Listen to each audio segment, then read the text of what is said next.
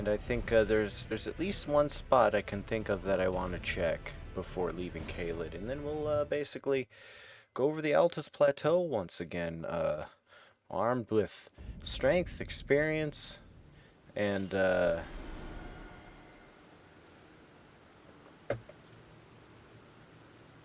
and the knowledge we've been armed with so far.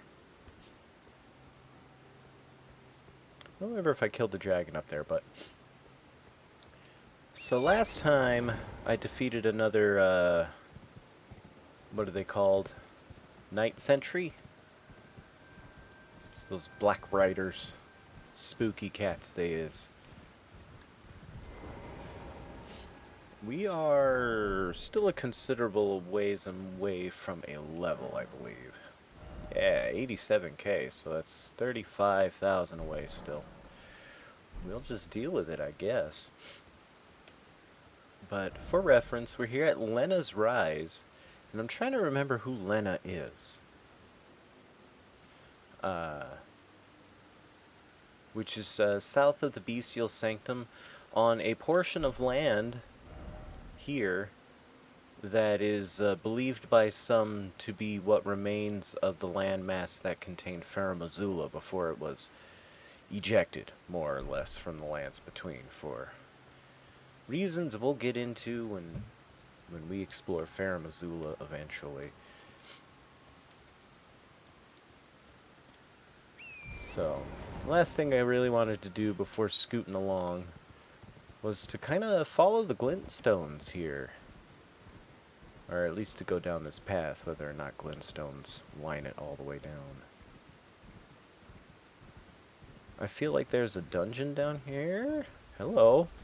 Oh!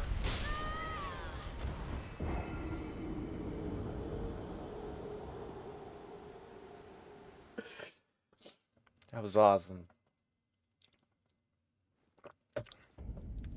Alright. Welcome to Elden Ring, everybody. It's good to be back. Woo! Who doggies?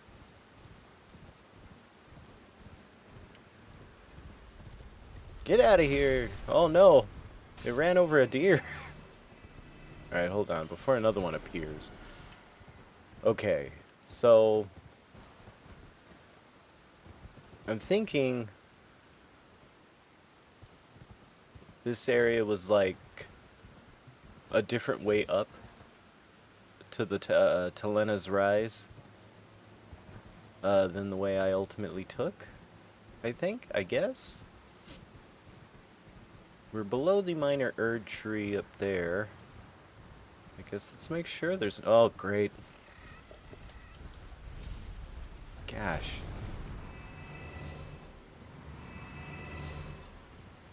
No more, please. Poor animals getting run over by these things.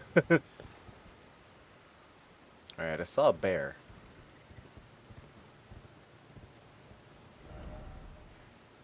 I saw a bear up there.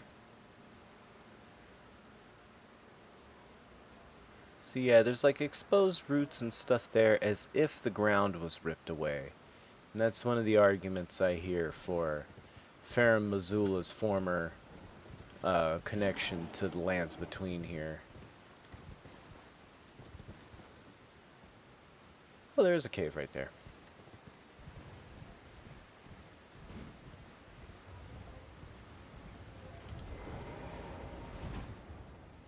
You don't want none of this, bear. We're going to Dragon Barrow Cave and we're going to explore it. And then we'll explore the Altus Plateau again.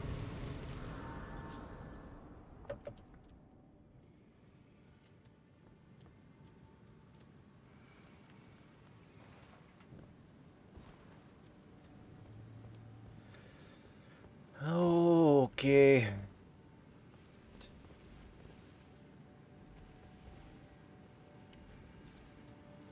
Gotta go fast.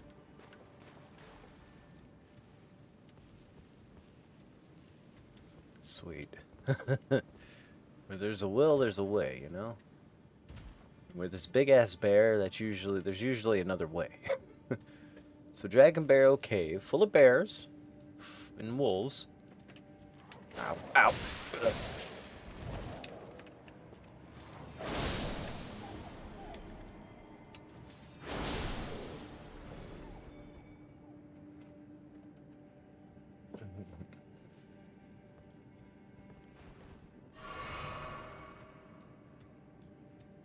Alrighty. Well, hope everybody's had a good Tuesday, a good week so far. I myself was busy trying to paint props all day and really finding myself dragging ass. Not gonna lie. Man, that wolf was tough. Hello. Beast blood.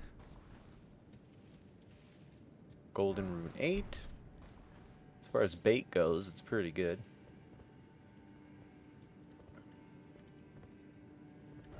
Dead end.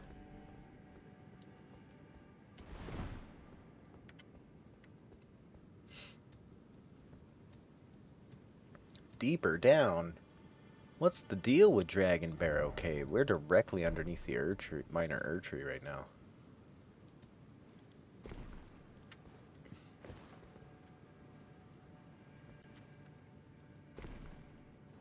Oh shit, Beastmen of Faramazul.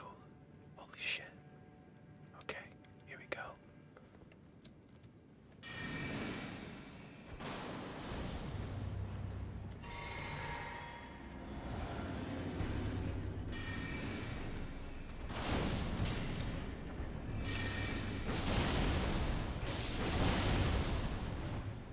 Oh, what the? What hit me? Oh! The other one has throwing knives. Well, cool. Well, I didn't expect to drop into a boss room like that. That's kind of neat. Bad news is our runes are in there. Oh, no. I was like, what's hitting me?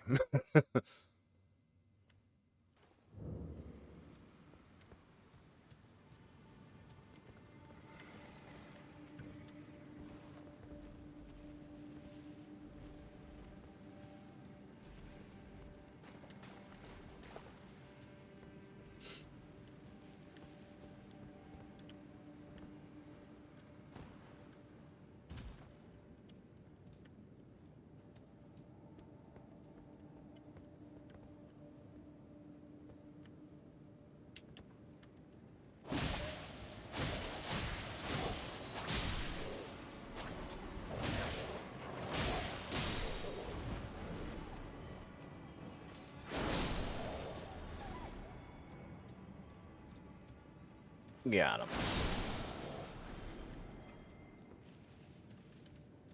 Damn, 7,100 just for that one little room. That's kind of cool. All right. Sweet, here's the boss room. Okay, let's get ready to summon our pals. Okay, heal. Boiled crab. Let's go in there and summon our friends. Oh, shit.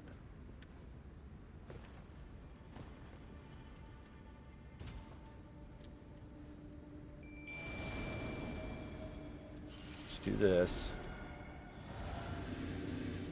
And let's do this.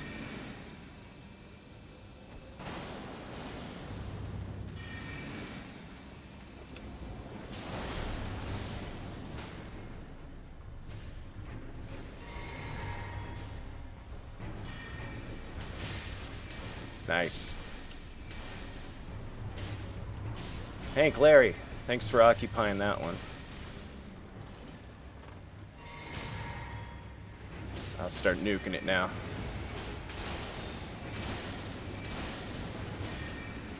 Nice. Take care of them, guys.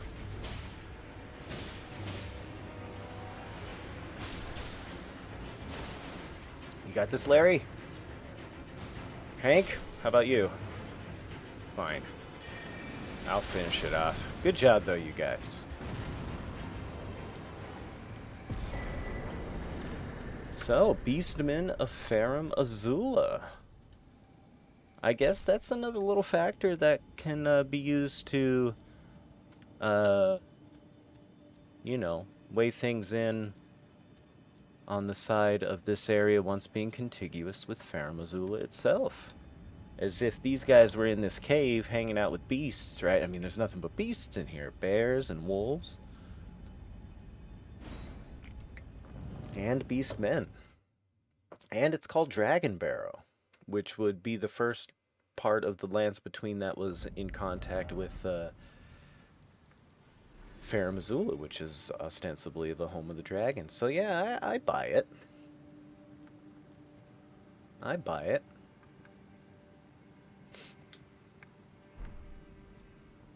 Oops, that's not a blue potion.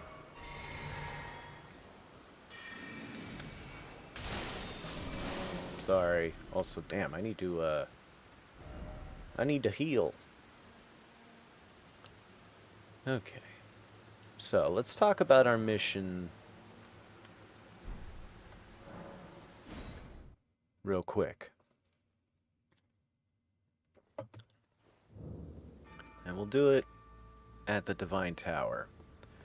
Because there was one observation about the towers and kind of a conclusion I've come to about them as far as the purpose of their initial construction. Excuse me. Oh man, I'm going to have to ride this whole elevator, which means I have to wait for it to come down. But okay, we can start talking about stuff now. So, you come into these divine towers, right? And once you finally gain access to the inside of one, you're like, wow, this is some high-tech biz. These were probably built by the civilization that comprises the Uld Empire, and we might visit some ruins of theirs before we proceed all the way. Let's see, Mausoleum Compound, Lucaria Tunnel, Frenzy. I'm trying to see where it be. Anyway, there's ruins around these parts, these here parts that are part of like the Eternal City complex. Yeah, here we go. Ooh, Palace ruins. That's right, they're underground. But there's remnants on the surface, and we'll talk about those in a minute. But check it out. Here we are. Divine Tower on the interior. Right away, we're confronted with an effect not too dissimilar from the false night sky of the Eternal Cities, right? So it's possible a similar method is being used to create those sparklies there. You know, we also have like what's some of the highest tech elevators in the land. And embedded everywhere, as we saw during the descent below, these meteorites. Here we have more stars, as if we're ascending into the heavens themselves.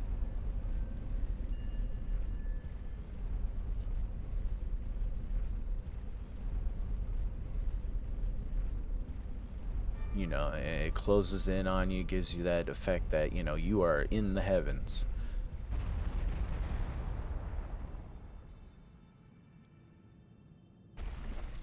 Look at that guy running. What's he in such a hurry for?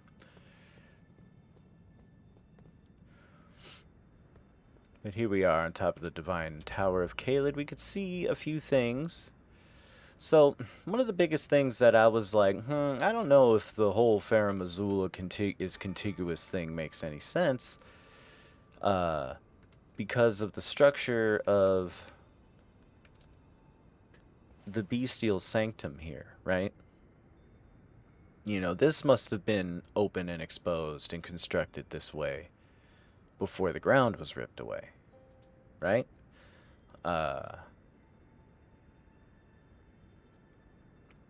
And here is, I guess, where some of the land would have been torn away. The roots there are used as evidence of this. However, you can see some exposed roots right above that open construction there. And there being like land, say, like in a bridge over the top of the architecture there, I think would be a little strange.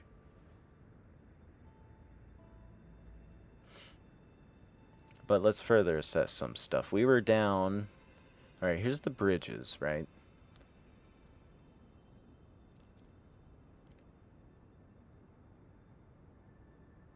I mean, the geography could have done really anything to accommodate this architecture here.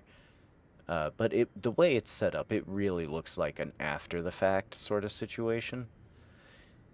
So perhaps the Bestial Sanctum was constructed right after the... Ooh, this actually might make sense. The Bestial Sanctum might have been constructed directly after Farum Azula's ejection from the lands between, we'll say.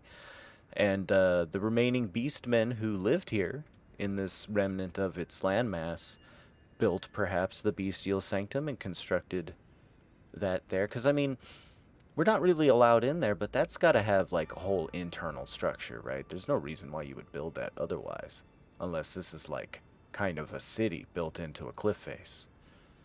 With just, you know, the mausoleum Bestial Sanctum thing up here on top being just what you see. Perhaps the final refuge of the beastmen? Let's see. Down below us, right down there, where those tree roots and stuff are, is where that cave was, where we fought that bear. Right, we boogied down under the bridge here and got smashed by that boulder. So yeah, I mean, I could dig it. There's a big giant skull. Where's the minor Erd tree? It's just out of sight to the right, I believe. It's a clear day. We're taking advantage of it. Where's the Erd tree? Oh, I'm an idiot. It's the big giant thing right here. Yeah, alright. And that means the cave is right over here. But anyway.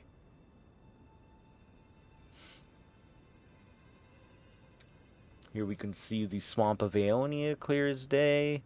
Celia, Town of Sorcery. Gowrie Shack even.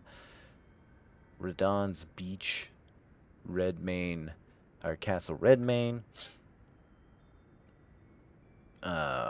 That's that Church of Dragon Communion.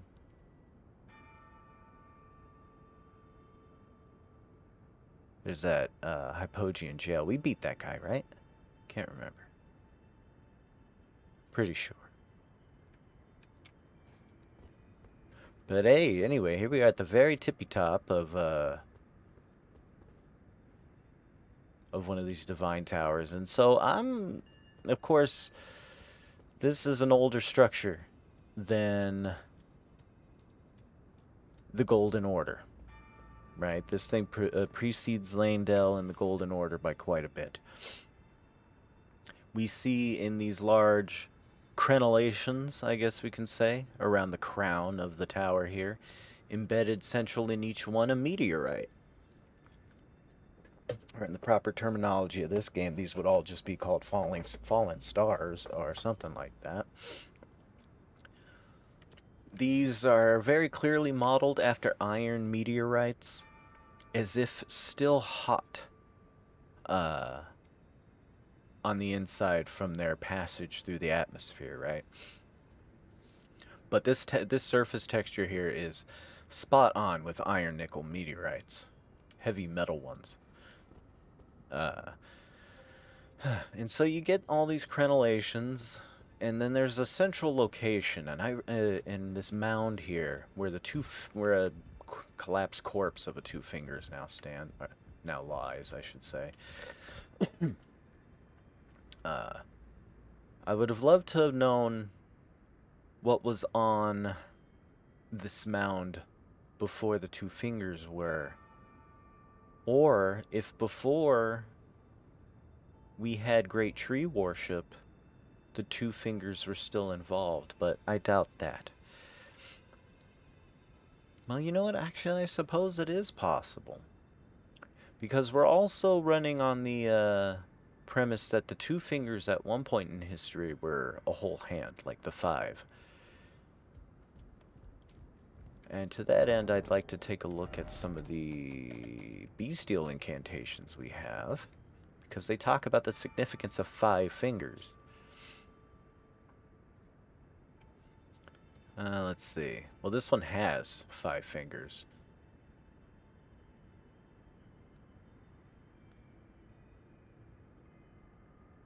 But I'm trying to see. Maybe I don't have the incantations that talk about it.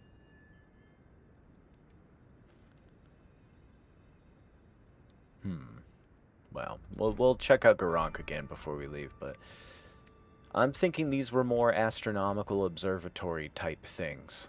You know, kind of like your Stonehenge, with your evenly spaced crenellations here, pointing out directions in the night sky, perhaps to look at. Where that theory kind of goes by the wayside is, well, what about the land that's straight up in the way over here? Or what about that divine tower there that's really, really short also? And, man, it's an incredibly clear day right now. And what was it the divine towers were all originally surrounding? Because, look, you can see the Erd tree just sticking out of the ground right here, kind of haphazard, and leaning over. And even if it were fully vertical at one point, it would be like right up against that divine tower, definitely not centered between all of them. Trying to place that divine tower.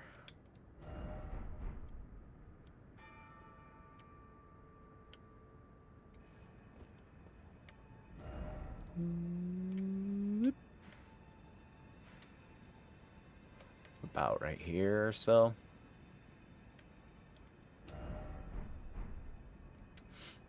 Anyway, yeah, these divine towers are probably astronomical as far as what their purpose is, but they were all part of like a network of towers. I don't know if their varying heights mean anything, because, like, wow, that one's really low, right? And that one's way up high. Ooh, but you know what? They're also kind of in ascending order, right? Here's the lowest, a little higher, and then... What shirt is that? It's just a black t-shirt. Hi, SFEL.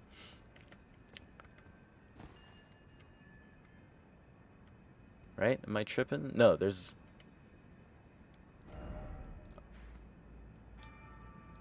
Where's the Divine Tower of Limgrave? I can't see it. You like it? Well, thank you.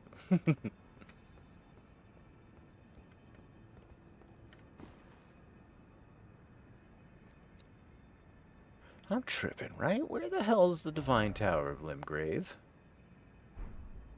It's not that small. I feel like jumping off like Lincoln.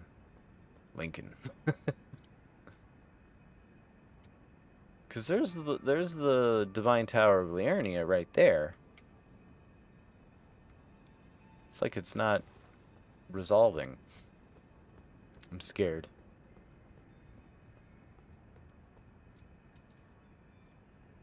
Just having a close look at the corpse of a two fingers right here.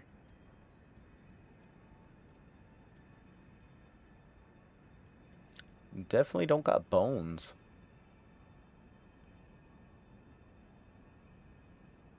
It's almost like a woody structure underneath.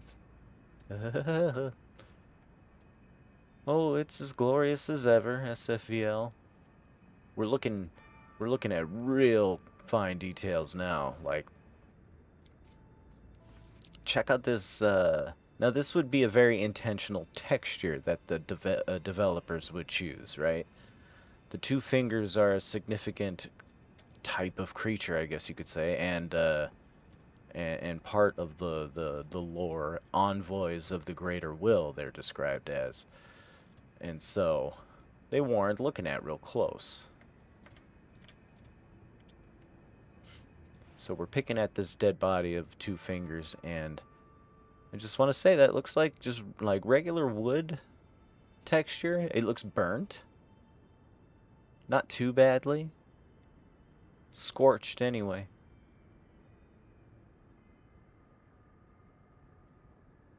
And then, yeah, then the white stuff would be bark.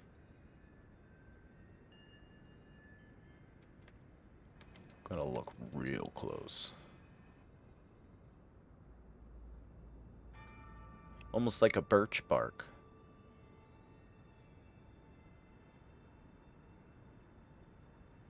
But the hairs I don't know about. But at this resolution, right, if I showed this to somebody, they would say, oh, I don't know, this looks like a burnt tree trunk or something. But in fact, it's a horrible set of sentient fingers that have died.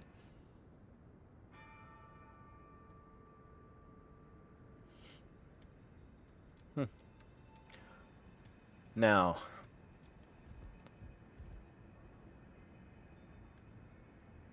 the 2 fingers, I believe, are, if you hold up a hand, I think we're talking about these 2 fingers. There's a slim chance we're talking about these 2 fingers. But in either case, 3 fingers are missing, right, from a whole hand. And here it looks as if, like, here's where 1 finger would have went, perhaps. You know? And then 2, and then 3 more, right? So you'd have a pinky, ring finger, that makes this the middle finger, then the index, then the thumb. So is this structure here a result of the injuries that killed these 2 fingers, or is it a feature common to 2 fingers because of the schism between them and the 3? I suppose we can go to the round table hold and have a look at the living 2 fingers.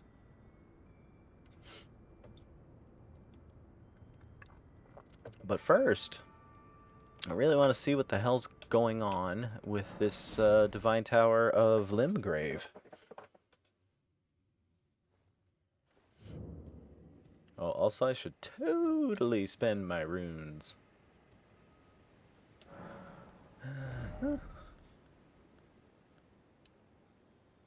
Intelligence 65. Shriggity what? Oh man, we're only 27k away from another, so we're just gonna go ahead and eat that. We'll eat 2 Newman's runesons. And 1 of these.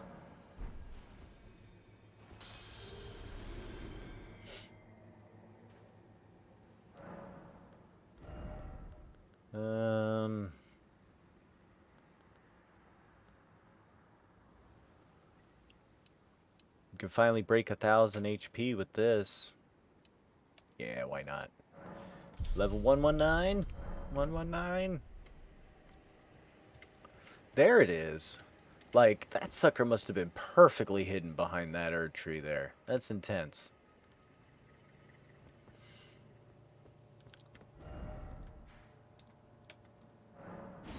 Let's ascend the Divine Tower of Limgrave. There's Kaylee. Now, it was not popping. That's crazy. There's no way. It's taller than the Erd tree we were looking past. And the Erd tree, which is not resolving right now anyway. Yeah. The game's draw distance is being a little funky up here. It's asking me, hey, don't look at these areas. Wow. We have, like, the crappiest model popping in over here. What's going on with that? That's crazy, though. The whole Divine Tower of Limgrave was not resolving from the Divine Tower of Caelid. I should have been able to see it. And yeah, like I suspected, it's a little bit taller than the Caelid Tower. So we have the Faramazula Tower, the Caelid Tower. We are on the Limgrave Tower. And I bet you if we look over at Liurnia, its tower will be just slightly taller. Yep, there it is. And sure enough, I'd rate that being just a little bit taller than the one we're currently in. That's crazy. I can't believe that wasn't resolving. This entire ass tower just wasn't popping. Alright. Neat. Alright, what was the next thing I wanted to do before embarking on the Altus Plateau at last? Yes, I wanted to travel to the Church of Vows, talk to our old pal Muriel, and pass the Turtle Pope a prayer book I've been holding on to that I keep forgetting about. Hey, Muriel. Greetings. Do you need anything?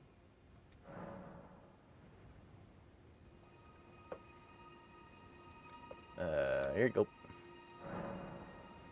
Oh, what have we here? Very well, let us both learn together. Heresy is not native to the world. It is but a contrivance. All things can be conjoined.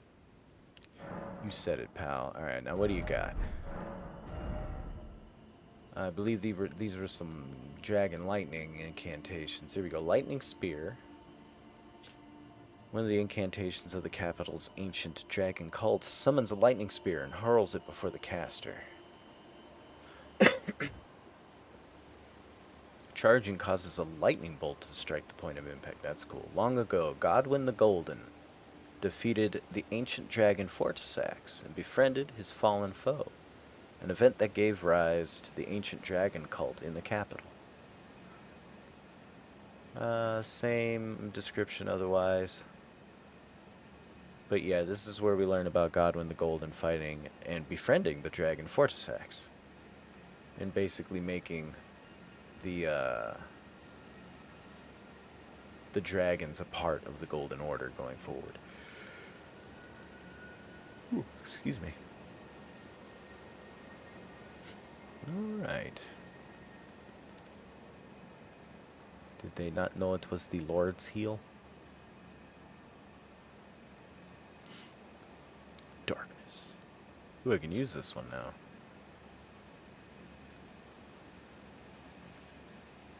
It's kind of cool. I mean, I don't have the runes, but... Alright, Turtle Pope. We'll see you later.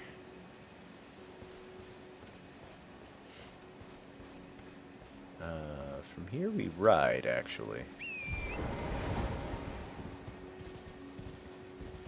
We're going to travel up the hill until we start finding some ruins of the Eternal City upon the surface.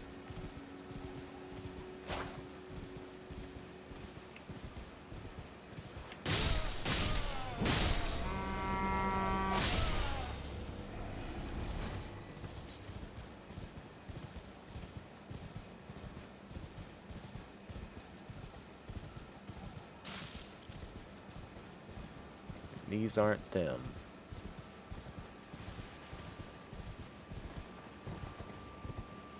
There's some.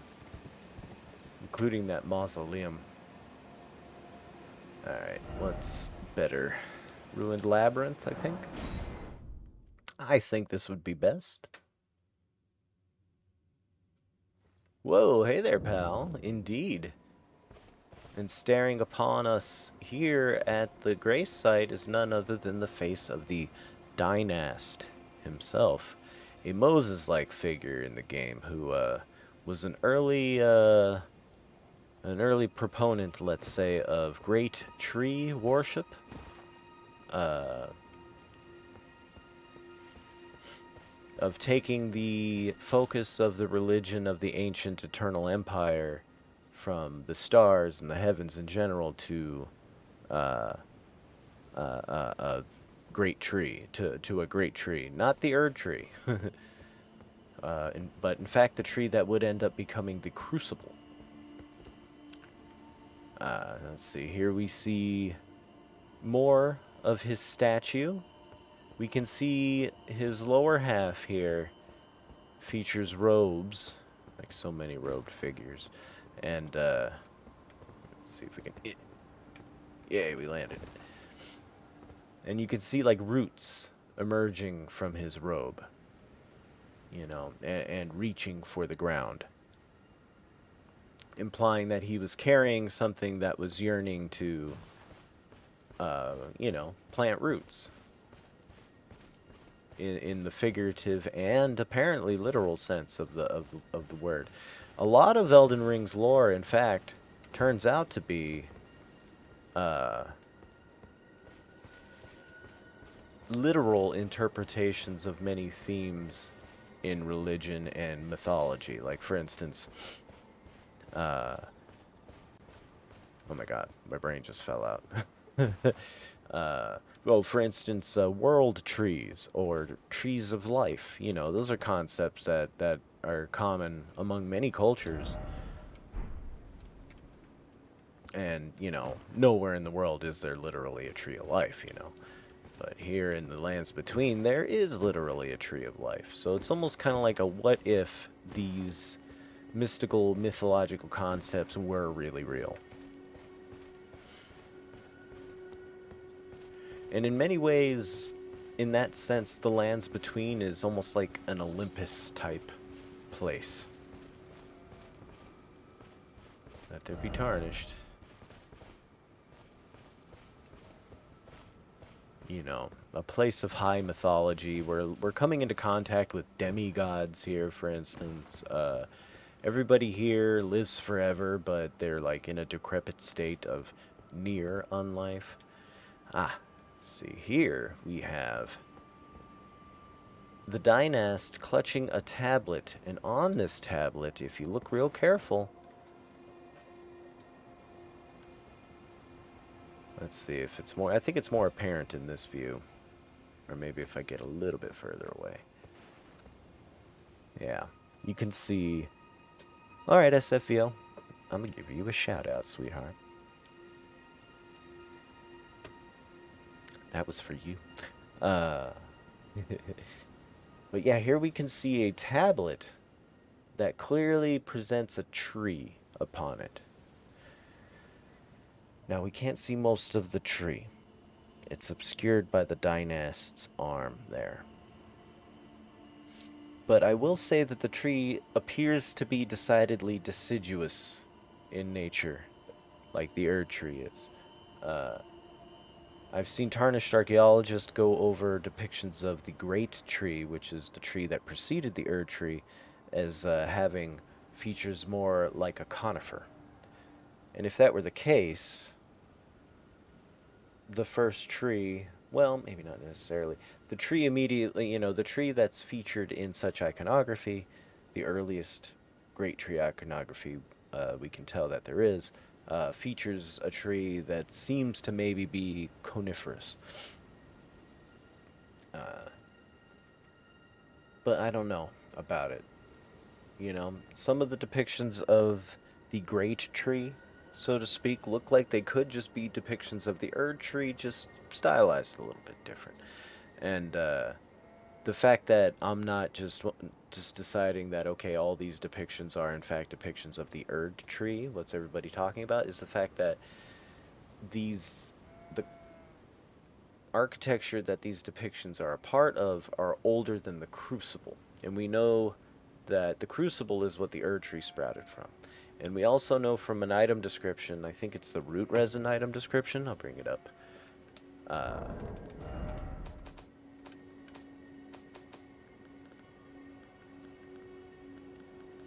Here it is.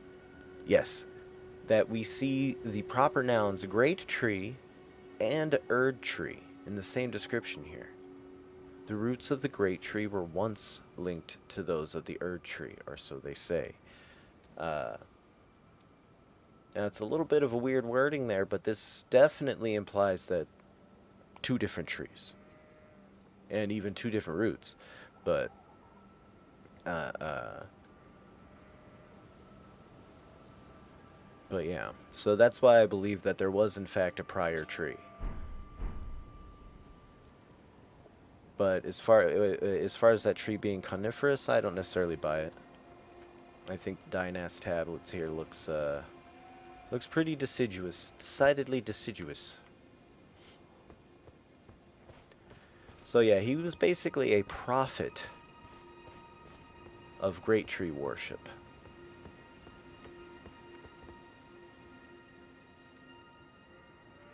And if we go into Eternal Cities underground, and also this is clear evidence that the Eternal Cities were once up here on the surface, for real. You know. So we're talking about Noxtella being up here. We're talking about the Eternal City of Leyndell being right here. And we're talking about the Eternal City of Nokron being right here. Now that I'm wondering about it, are there any evidence... Is there any evidence for Eternal City stuff right there on that coast of Limgrave? It's possible. But first, let's visit the Mausoleum Compound grave site. And look around a little bit more before we globetrot it south. Excuse me. Once again, statues of the Dynast. They are everywhere here. Noxtella was way into the Dynast. Let's see. It looks as if he has roots growing down from his neck, over his back even. This guy was all about putting down the roots.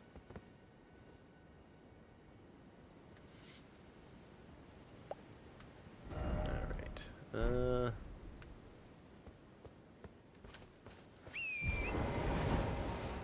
Now, the presence of the two walking mausoleums here seems to be related to Eternal City stuff too. In that there's two here where Noxtella used to be.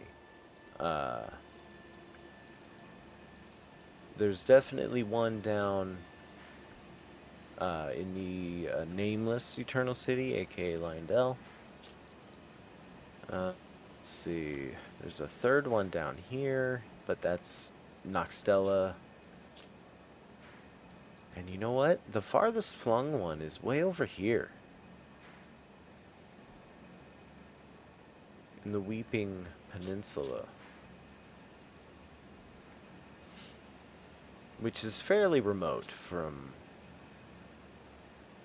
where Nokron is. But here, let's check out this area.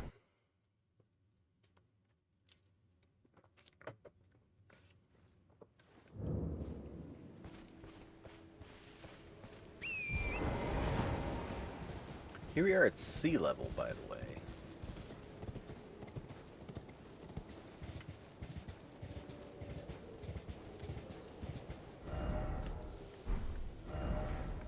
I feel like there's a tunnel up here.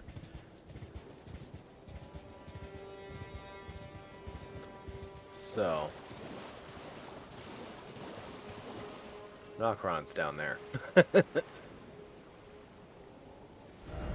Yeah, like we're almost directly above Night's Sacred Ground.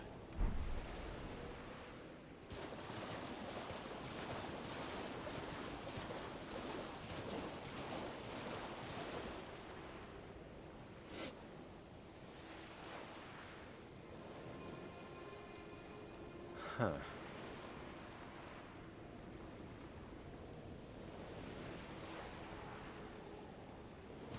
Oh, look at that. There's an item right there. Wonder if we can get to it. I don't think so.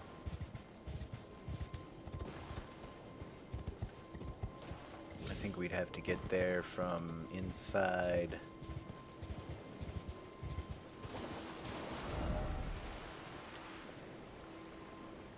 Yeah, we'd have to drop down onto that, although that's crazy. No, we'd have to emerge from a cave.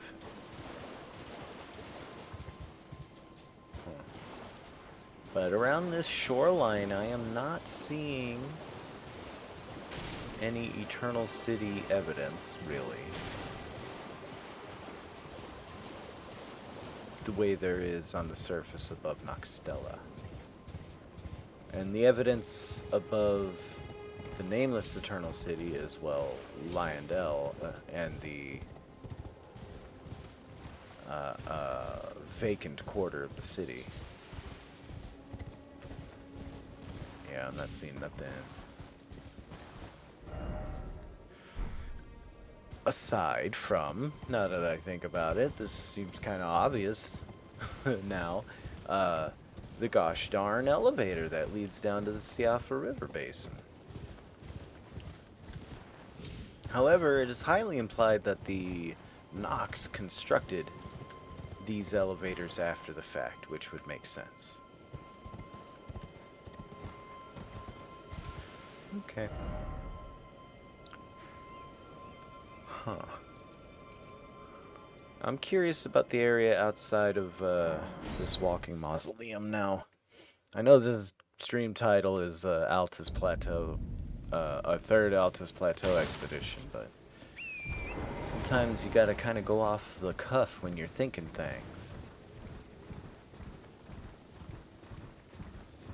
And since I'm drawing connections between these mausoleums and the Eternal Cities, I might as well see what else I can glean.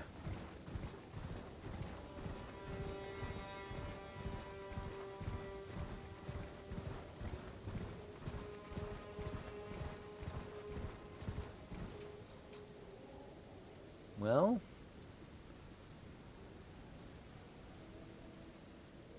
nothing major aside from these structures, which I do now associate with the Eternal Empire Divine Tower construction period. I don't know why. I don't know why I went after those guys. Pizza.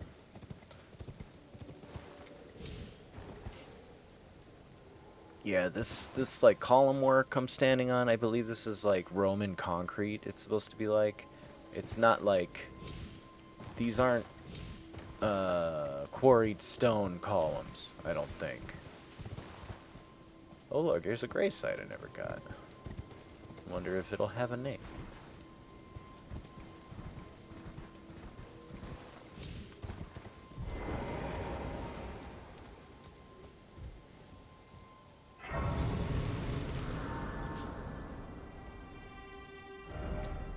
Tombsword.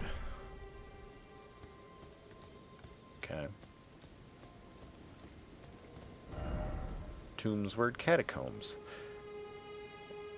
So I'm thinking like this whole area is referred to as Tombsword.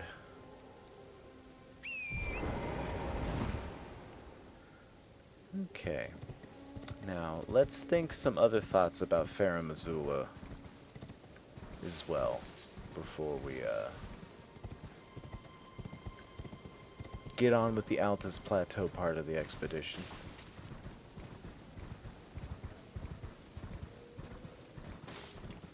So, this object here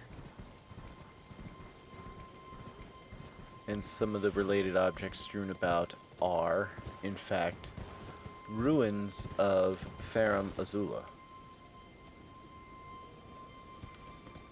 You can see them on the map, scattered here and there, and everywhere. And I think I might be seeing a pattern to their distribution. So here's a few bunch of big chunks here, leading up to Castle Morn. And a bunch more chunks over here in Limgrave. And scattered pretty far to the west. Indeed, I'm even seeing some as far as here,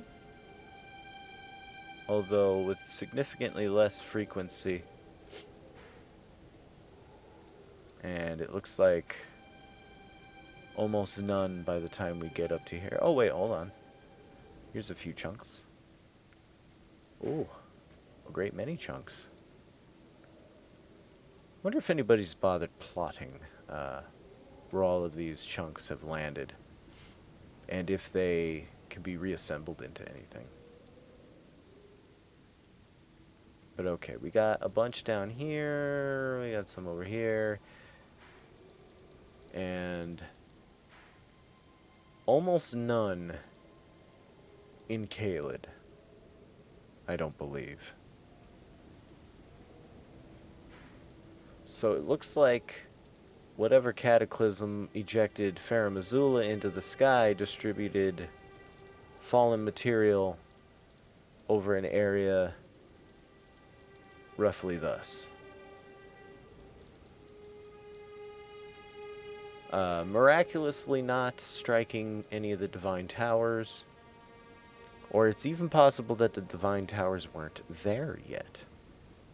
Because the timeline of... Oh, thank you so much for the hydrate, D. Because the timeline of all this stuff is, of course, mighty vague, yes?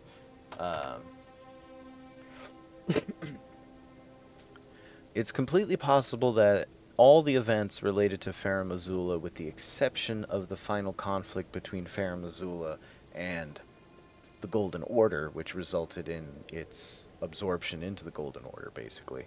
I believe by then, the city of Farum Azula was no longer within the Lands Between. In fact, this might have happened even before the Eternal Cities were built, right? Hey, SFVL, welcome back. And so that means all these chunks of stuff and things have likely been laying here since before anything else was built. And that probably includes the Divine Towers.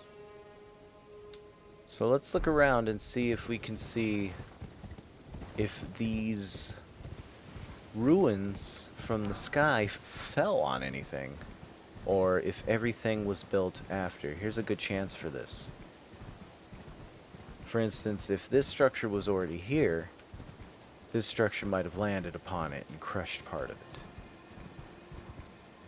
Now, if this was already here, this structure would have been built in a way that doesn't really interfere with it, like we're seeing. It's inconclusive, of course, because this is just one example. And this could just be a building that was here and got lucky and didn't get smashed by the ruins falling from the sky. Oh shit, hold on. Oh, I'm gonna die if I do that. Hold on, little guy. Oh man, I'm gonna do it. Damn it. Hold on, I'm gonna grace out and be better prepared to get that guy. Hey there, RDC Ducky. SFL, if you could shout out Ducky, that would be great. I would appreciate you for it. If not, I'll do it in a minute. About to conclude this tangent on the ruins of Farum Azula. It ties into the end of the last Caelid expedition, since we ran into where we think Farum Azula used to be contiguous with the Lands Between. But hold on, let's see here.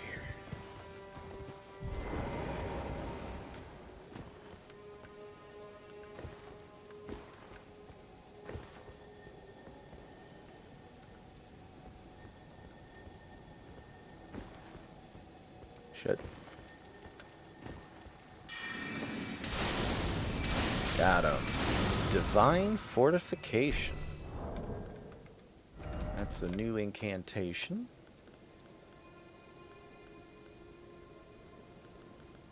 Here it is. Increases holy damage negation. Follow the path that has been set for you, and you will make enemies of all others. The monks, the sorcerers, the ancient dragon knights, and the scions of gold heed me. The Lands Between offers no welcome to the tarnished.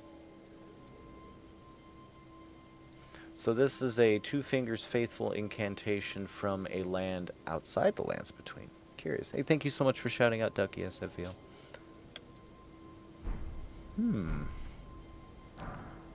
Okay. But yeah, it appears as if either this building was missed or was built after the fact. The Tombsward Ruins. Now, let's try to date these ruins relative to, say, Castle Morn or the Eternal Cities. This is, you know, looks like simple mason, or not even simple masonry, but it's not as fabulous as the Eternal Cities stuff. So there's no way that guy's gonna tank my stuff. Ain't nobody gonna tank my pride. And nobody hold me down.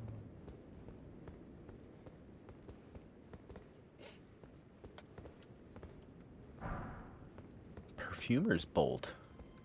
Yeah, the pages and the perfumers seem to go together. Definitely agents of Lyondell or defectors.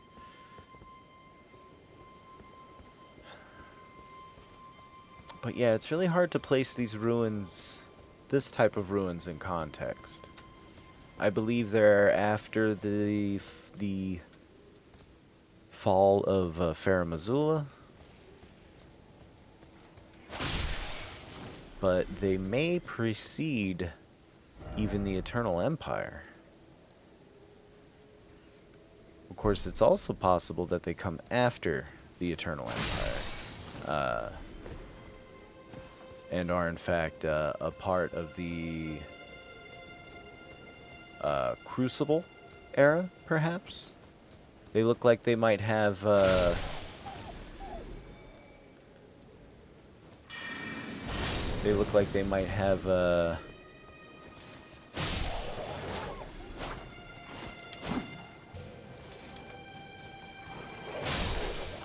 some construction techniques in common with things like the Fortified Manor and Castle Morn and stuff like that, because of the type of masonry we see. As a matter of fact, we can pop over to Castle Morn and have a look at it. Or even better, we were going to go to the Round Table Hold to have a look at the two fingers there anyway.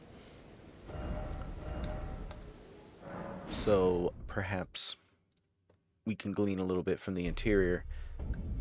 Yeah, I mean, we're talking bricks. It's different, though. All these bricks are evenly cut.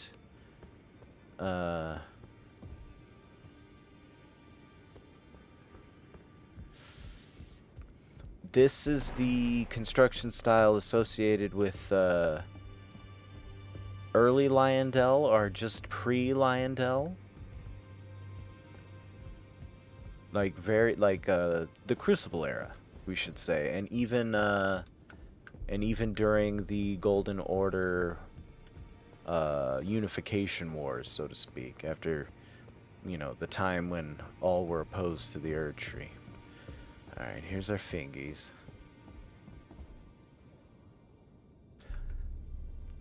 Yeah, I'm thinking that's...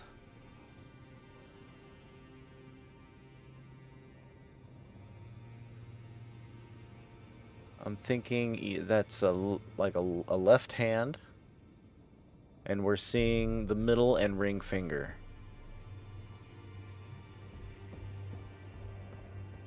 Ew, look at that hole. Gross. And yeah, we can see, actually it looks like we're dealing with perhaps an index and ring. Yeah, I think we're dealing with or not index of, yeah, the index and ring of a right hand, actually. Yeah, I believe so. This is where the thumb would have been, and there's even, you know, damage, but hard to tell, hard to tell. So there would be a thumb, a middle finger, and a pinky stretching around. Hard to tell. And man, yeah, it just sticks right up out of the ground. It even has a wrist and a palm butt.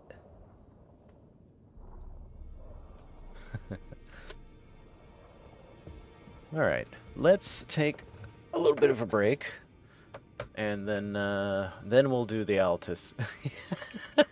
And then we'll do the Altus Plateau expedition for realsies. Be right back, gang. Enjoy some music from Captain Sekatai.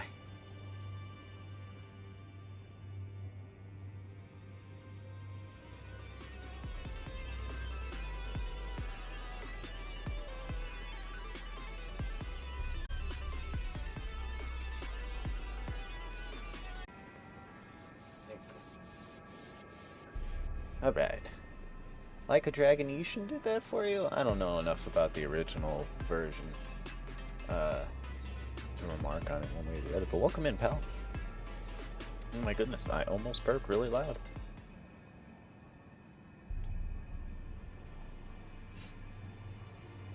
Oh yeah? Well, let's not spoil too much, just in case people might be interested in playing the thing. But I'm sorry I bummed you out. I hope you enjoyed the game otherwise. Excuse me.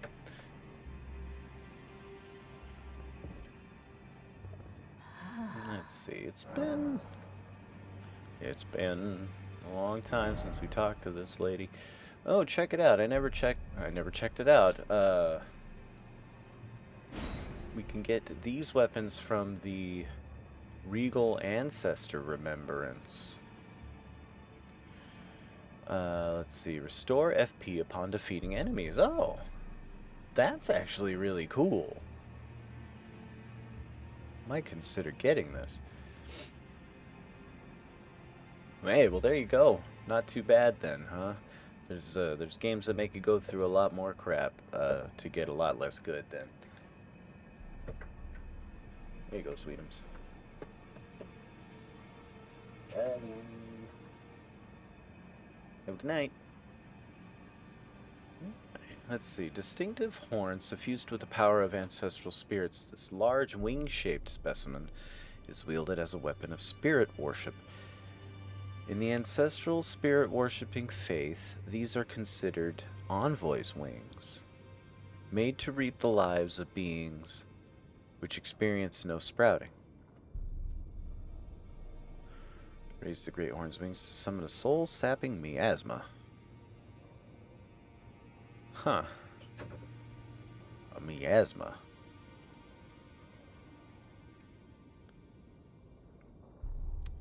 A number of new growths bud from the antler-like horns of the fallen king, each glowing with light. Thus does new life grow from death, and from death one obtains power.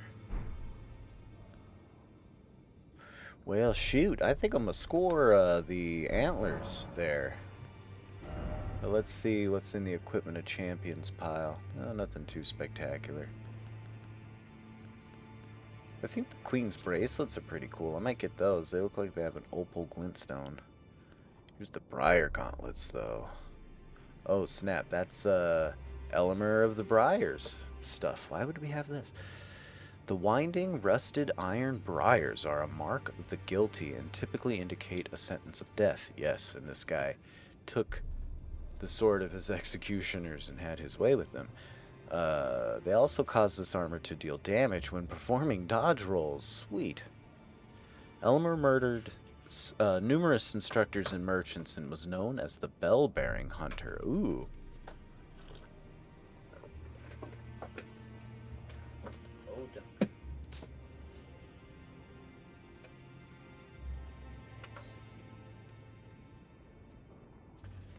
Dumpy's just a cat. Wants in and out.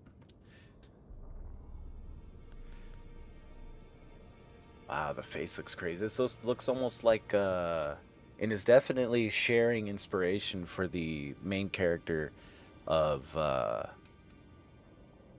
Blasphemous.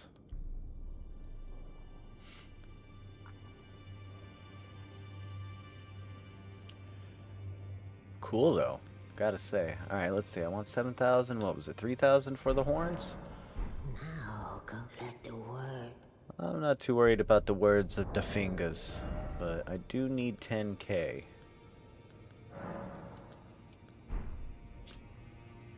I'll use one of these. Oh, SFVL, if you're there, could you shout out our pal NTM Plays? Otherwise, I'll sort you out in a minute.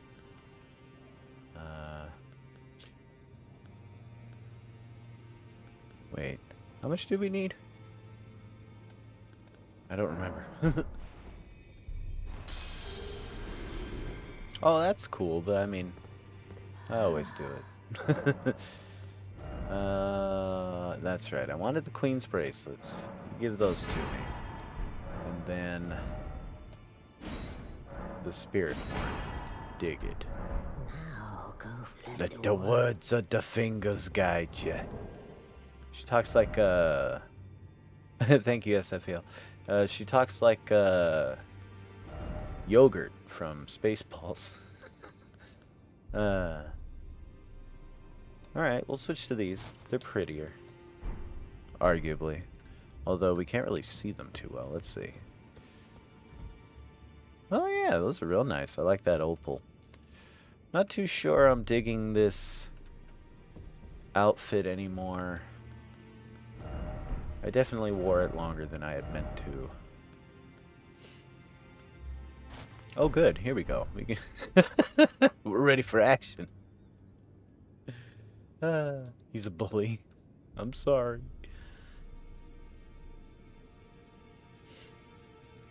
Federation versus Xeon DX. Oh. This is the outfit Fia the Deathbed Companion wears, I believe. But we're a wizard, damn it, and I think we're gonna be wizardy.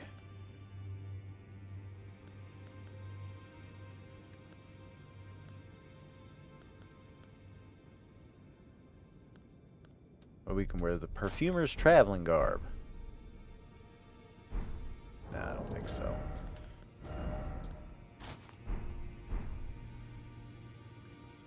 You look all fuzzy wearing this one.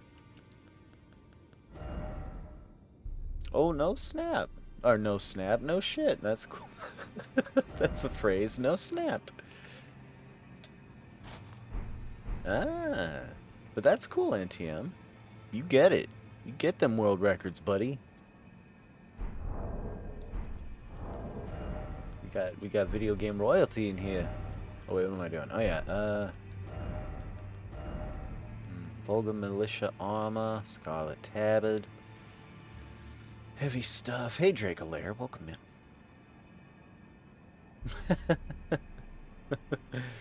Yeah. Festive garb. High page clothes.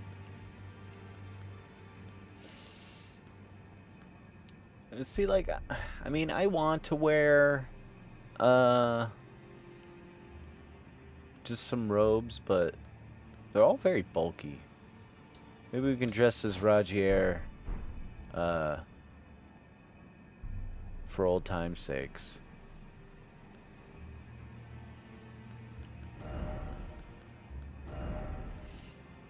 There's also the Errant Sorcerer robe. It's a little poofy. Also, let's change our headgear before we continue anyway. Also, I like how the red gem looks kind of like an eye. Very cyclopean. Perfect. Now we are Darkman. Oh wait, we need a hat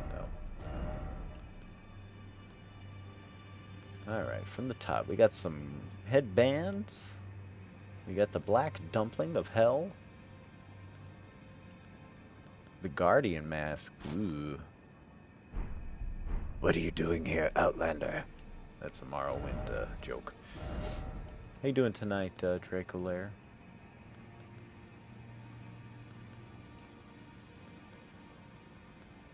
Oh shit, that's kind of cool.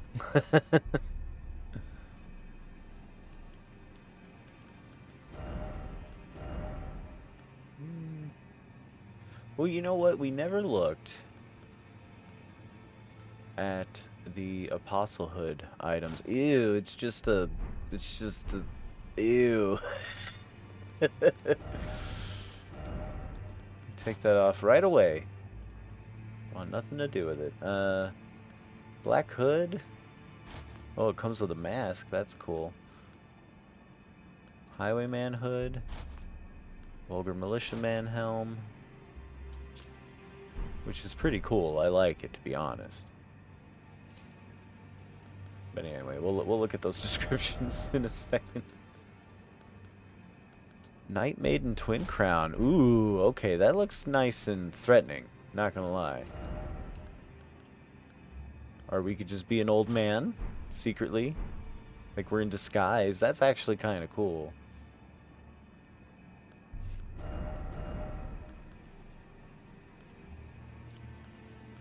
The Bull Goat helm. Crucible Tree helm. Yeah, these are all heavy helms. Let's back it up.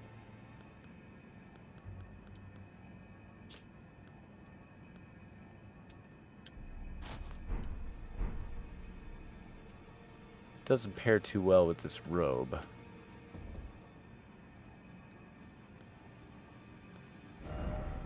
What do we got here? Battle Mage robe. That actually pairs okay. Ooh, I'm liking this. Kinda. Yeah, getting warmer. This is our old school situation, which is still pretty clean. We look like a vampire from Oblivion. Let's see.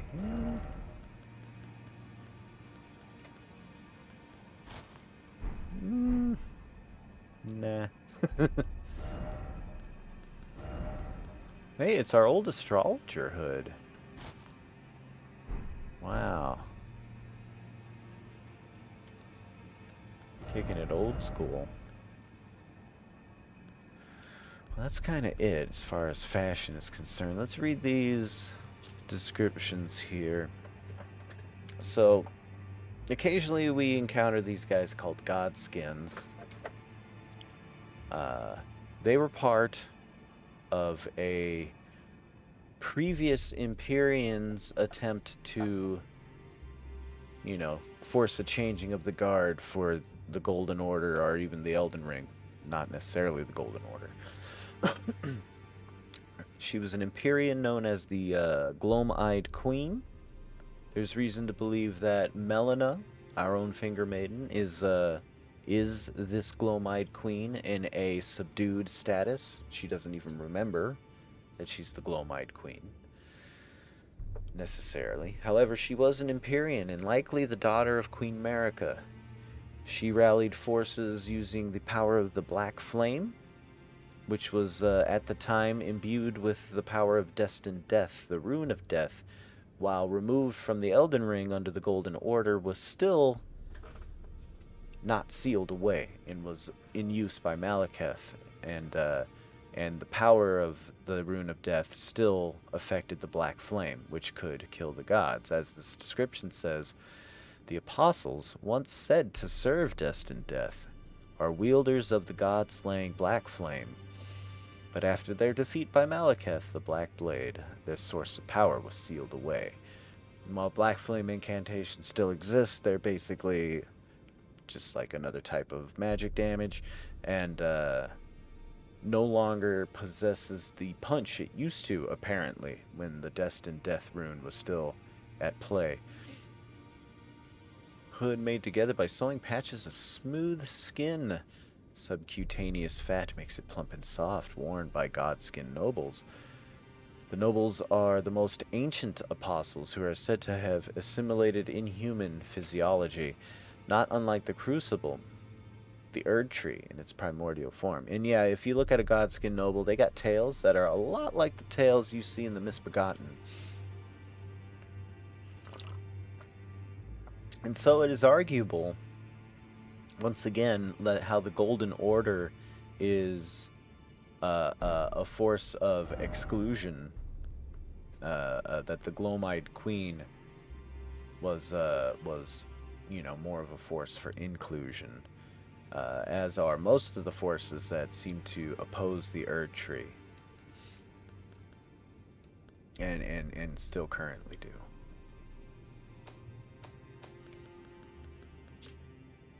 Okay.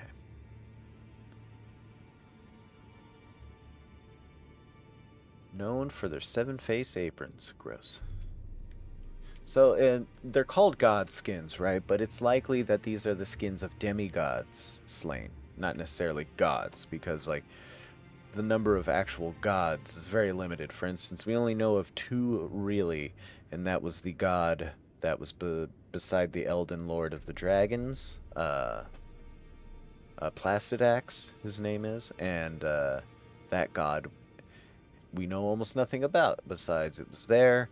It was the vessel for the Elden Ring during the time of the dragons, and at some point abandoned the Elden Ring and fled, whatever that means.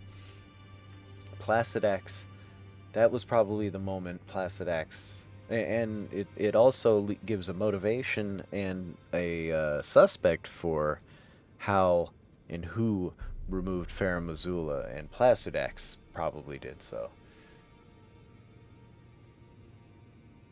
From the Warhammer Fantasy. Oh, Jesus. Yeah. There's some definitely gruesome stuff in Warhammer, both fantasy and sci-fi.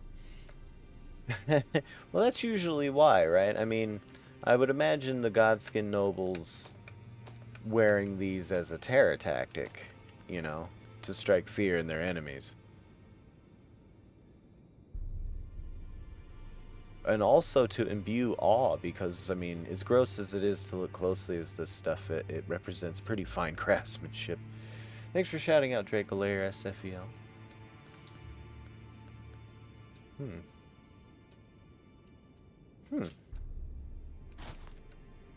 Hold on, we're gonna try this out. Oh, this is what Roderica wears. I just realized that. Let's go see Roderica. Thank you for shouting out historical waifus.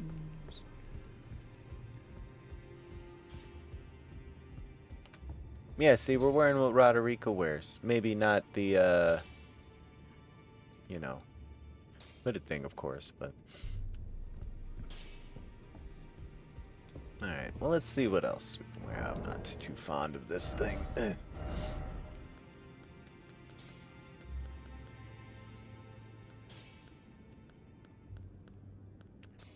Wow, it's actually good armor, what I'm wearing. The Noble's traveling garb. Huh.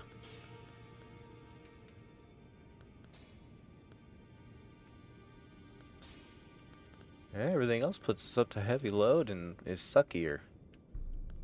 We might roll in it after all.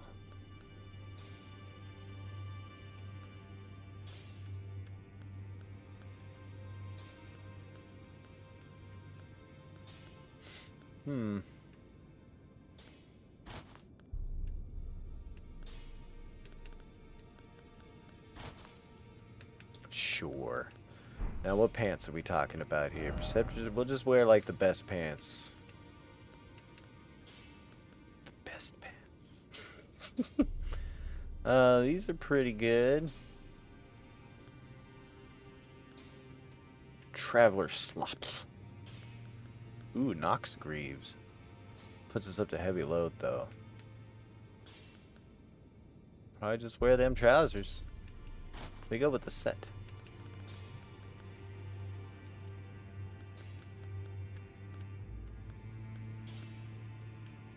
Or we can wear our old astrologer's trousers. I'm taking some time to do some fashion ring.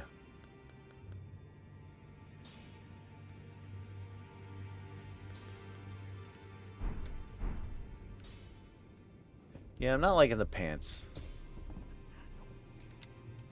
I think we're gonna go with our old astrologer trousers.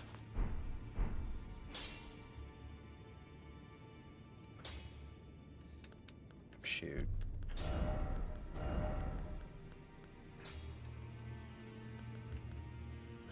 Six seven 6167. Ooh, it actually is quite a downgrade.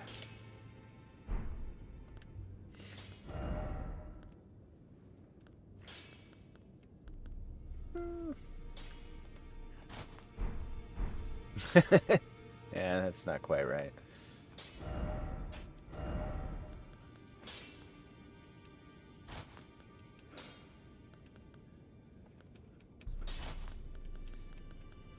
Yeah, I'll be damned. Nothing looks good.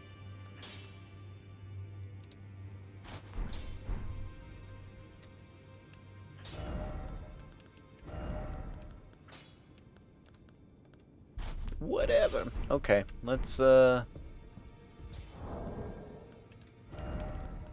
put on our old reds.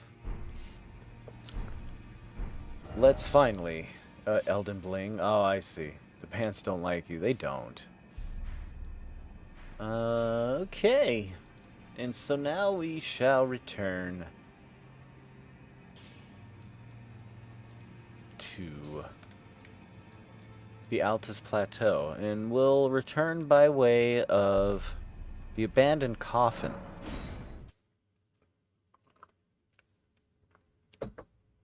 I always want to say fashion-born, you know, because Bloodborne. Alright. So we're at the foot of the plateau, right? The Altus Plateau, which contains the capital city of Lyondell. Scene of 2 defenses during the Shattering, both of which presided over by Morgott, I believe. Sure enough. The Great Lift of Dectus is right over here and ends up emerging on the upper level of the plateau above. But for now, we're going to confront this guy.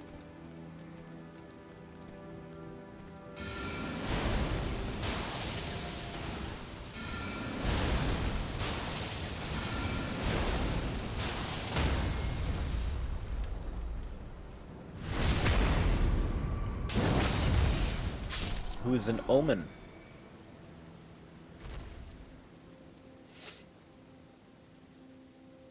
This one has been set loose with a warped axe. I bet you that has some lore attached. You can see that this is an omen who has survived the process of having his horns removed. Their fleshy stumps still visible, and they look very painful. Hey, Faust, thanks for the lurk, pal. Like rocking this heroic warrior king sort of look, using the tree sentinel helm. Rashawn said, "Geez, yeah, that's quite the outfit." SFEL, if you're still there, can we shout out the Faust? Ew, man, he had a big one right there. Oh my god. Or you could just say, you do it from now on. Ew, these poor guys and their horns. Chaos Gate. Yeah, I need to go back and play some Dark Tide. It's been a long time. It's been a long, lonely time. Forgive my outburst. Yeah. And, I mean, we should also point out that this procedure was often, performed by the perfumers. Some perfumers had taken a, like, almost clinical interest in the omen to see if they could be cured, so to speak, and to get to the bottom of what it is they are.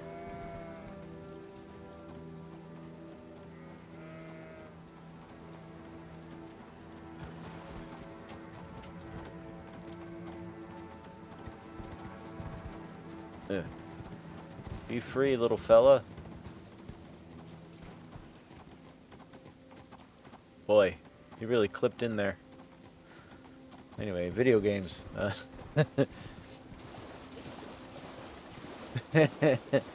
Oh, the greater will, huh? Okay, waifu, so what's your deal on the greater will? Outer god? Or, you know, just another outer god that happens to be in charge right now? Or something else?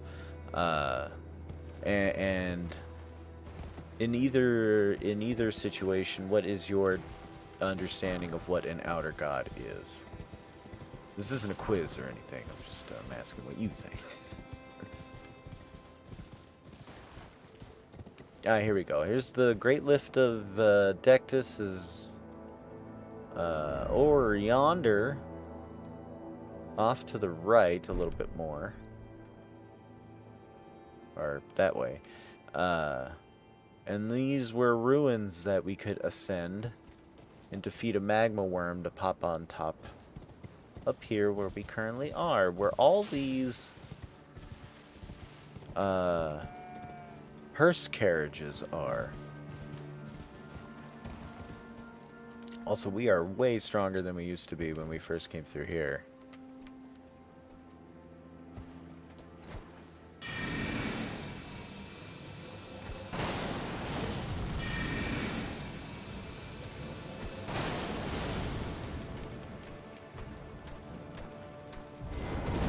Oh shit!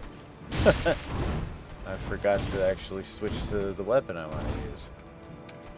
There we go.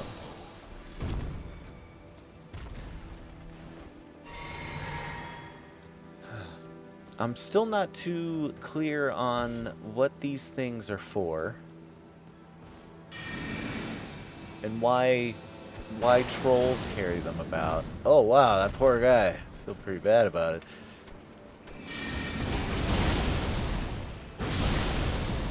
He fell hard.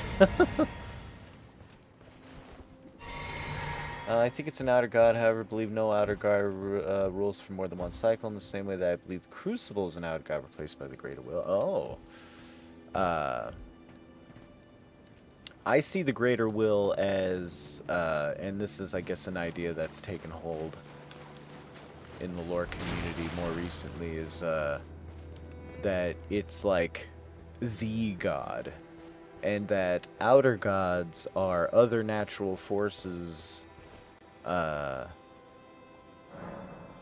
are like within, you know, kind of under that a tier, and then whether or not you're considered an outer god is whether or not you're currently involved in the current order under the Greater Will, maybe.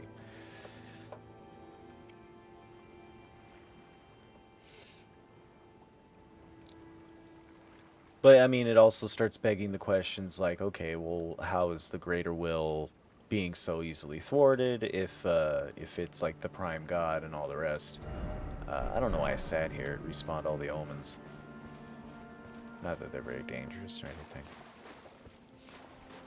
And so I see the term outer when applied to, like, outer gods as being,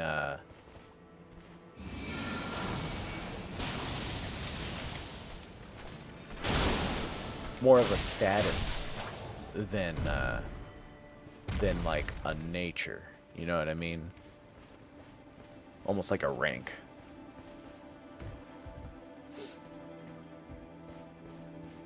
The epilogue refers to the coming age as the age of fracture. You've broken the cycle of gods. Well, what ending does that go with, though? Because, I mean, couldn't you technically just, like, be like, yep, Elden Ring fixed. Wake up, America. It's time to be the imprisoned god of the Elden Ring for eternity. And I'll be Elden Lord and make sure nobody fucks with it. I think, like, the most straightforward ending is basically how that plays out, right? The regular Elden Lord ending.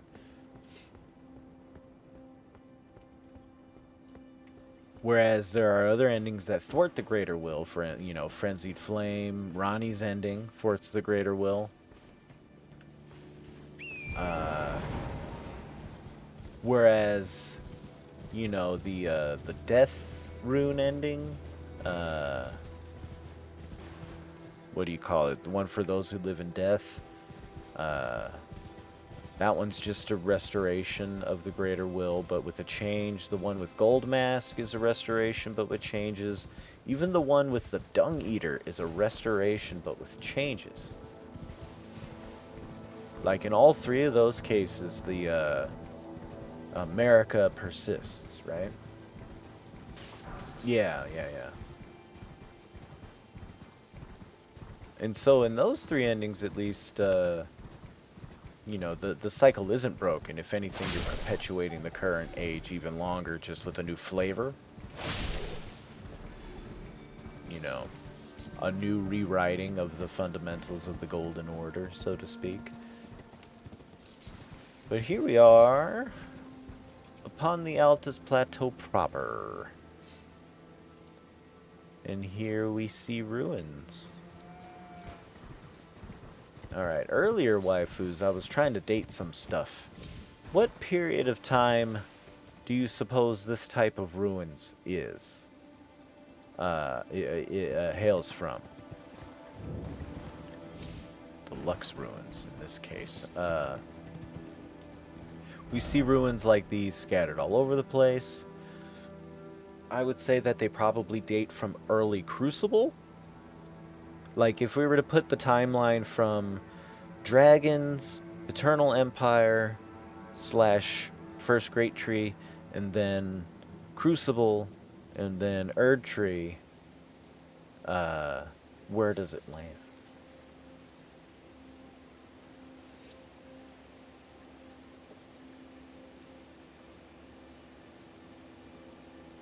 Oh, well, that's a plot point that hasn't really quite been revealed yet in this playthrough, but after you defeat Morgoth and you encounter the thorns at the Erd Tree, the Greater Will kind of goes, ugh, wait, or the Two Fingers kind of goes, huh, well, we didn't count on that. We have to talk to the Greater Will, and then goes, and the Finger Reader lady's like, it's usually like 1,000 years or so before it talks again after that, so burn up.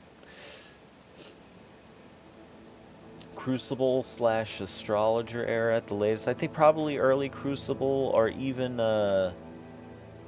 perhaps like contemporary to the late period of the Eternal Empire.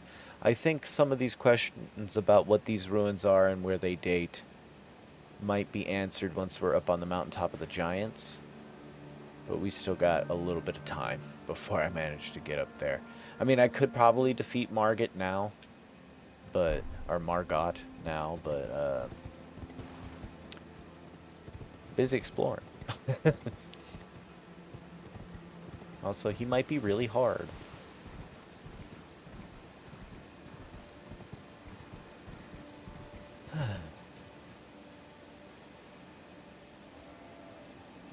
Also, these guys sprout where golden seeds landed, but we still get the golden seeds. So are we to think that several seeds landed here? Because sometimes we find more than one, but only one sprout has sprouted. Oh yeah, I know it. I remember the Margot fight. That was about the point where I said screw it and just started summoning help from other players at every fight and letting them Comet of Azure him into oblivion. But yeah, do you suppose that this is in fact an Erd tree sprout? I suppose it would be, right? Glowing bark and stuff, and it is a physical, actual thing. You can bump into these and be thwarted, see? So it's not phantom. Curious that it has no foliage, however. I mean, even the minor Erd trees have foliage.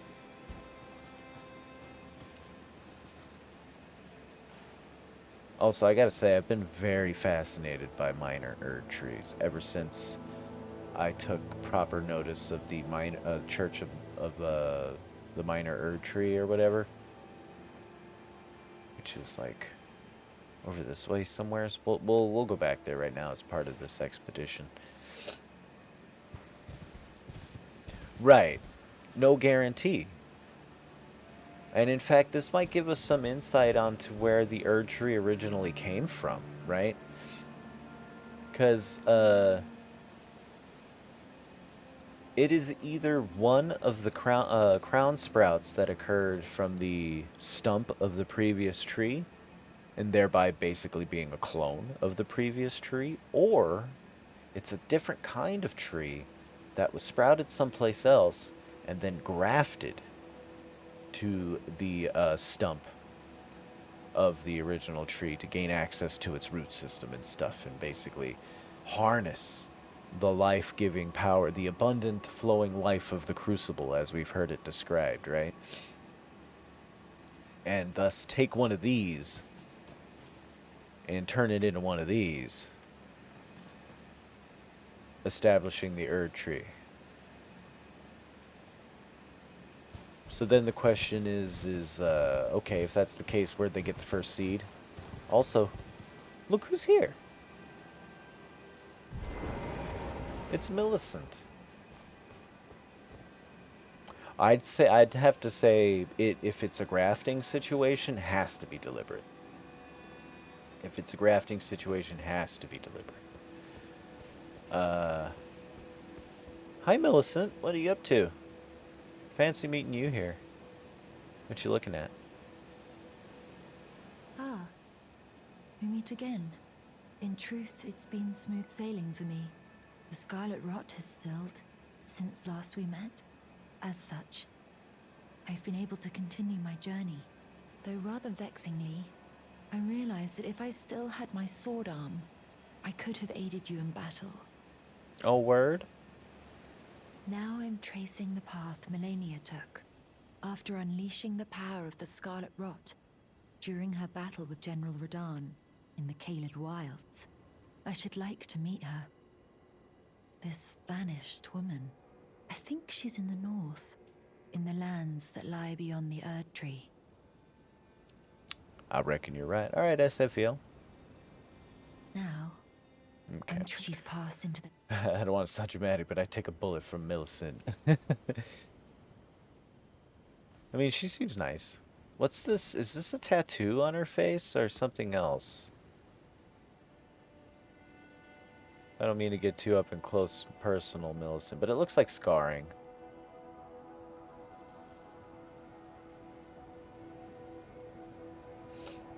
Yeah. Oh, hi, Millicent.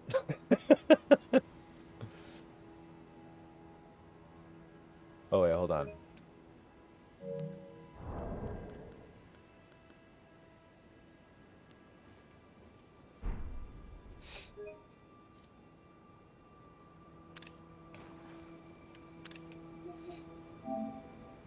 Send that to interwebs. It does look like a burn, but I mean, it could be any kind of scar tissue, really. I mean, considering that her body is half melted from scarlet rot already. But no worries, Millicent. You keep looking for Millennia, and yeah, she's probably in the north. I'll cop to that. Okay. Well, let's shoo us over. And let's take a look at the map at what we're about to venture forth through. The Altus Plateau contains a few distinct regions. We have the Outer Plateau, which we are now in, which is the largest region, and which is defined by the outer cliffs, the slopes of Mount Gelmir on this side, and the outer walls of Landel. And then we have the Inner Plateau, which is between the outer walls and the inner walls of Landel. And then we have the capital city of Landel itself. And you know, we'll try to be thorough as we go around. Oh yes, actually, the minor Erdtree church is within the Inner Plateau, so we'll be careful to explore thoroughly. We might even try going after this Everjail here.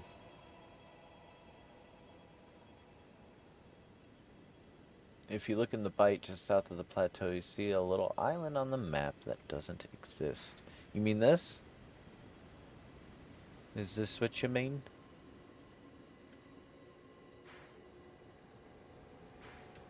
I suppose we'll get there and have a look-see. But look, we can see these spectral banners. And this is another thing that's like kind of a hint that the Erd Tree might be an illusion, is that we have these big banners that are illusory, but more or less permanent. Of course, they are obviously spectral compared to the Erd Tree.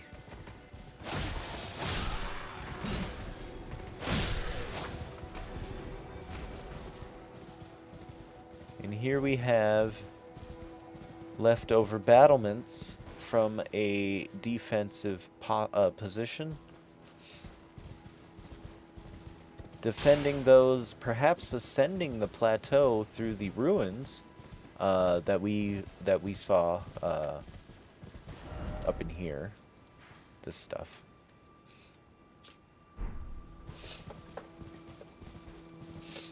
That they mark minor battles. I think they might even be an intimidation factor for invading armies. To see banners that large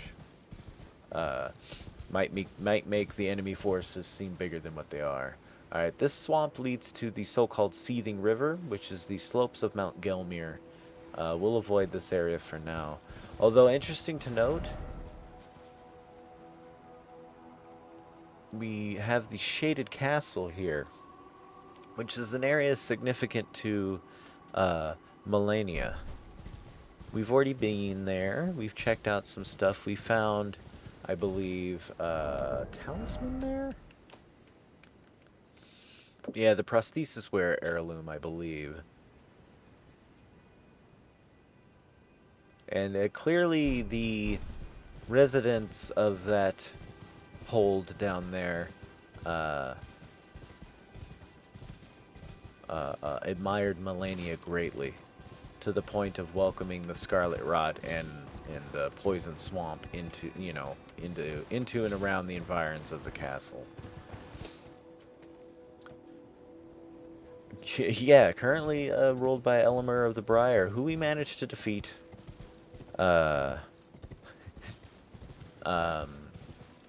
His fighting technique is remarkable. I really like how he fights. He wields a big-ass sword, but he doesn't just swing it. He throws it, and it's like it's connected to a cord you can't see. And it covers quite a wide arc, and he's a troublesome opponent on account of it. And yeah, Elmer the Briar took that location after being imprisoned and set up to be executed. He took the executioner's sword and used that technique and killed his executioners and basically squatted here. The Aeokidaeans invented the force that never gets brought up again. It's true. You'd figure people would be like, hey, let's figure out how he does that. Alright, so once again we are on the main avenue from the Great Lift of Dectus, a edifice that was probably constructed during the period of time the Golden Order and Rei Lucaria, the Erd Tree and the Moon, were conjoined in matrimony between Radigan and Renala. Because why else build such a grand contraption to connect your two lands unless you're at peace, and not just at peace, but deeply connected through marriage, right? And the construction of it, the architecture, I believe, is High Landel period, which is like during the Erd Tree Age of Plenty. That's when most of the Golden City, the pretty parts of Landel were constructed, so on and so forth. Yeah, see, the brickwork here is clearly of the period. We see this same brickwork in the Round Table Hold and at the Church of Vows.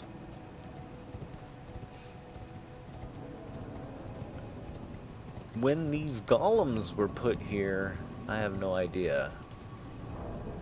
But they don't react to us since we used the Dectus Medallion to ascend up here first, so... I'm trying to remember... Here we go.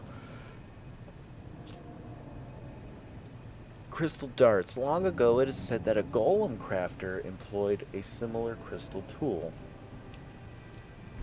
If you shoot golems with enough of those crystal darts, they malfunction and aggro to the nearest thing to them. And it looks like they're powered by a furnace?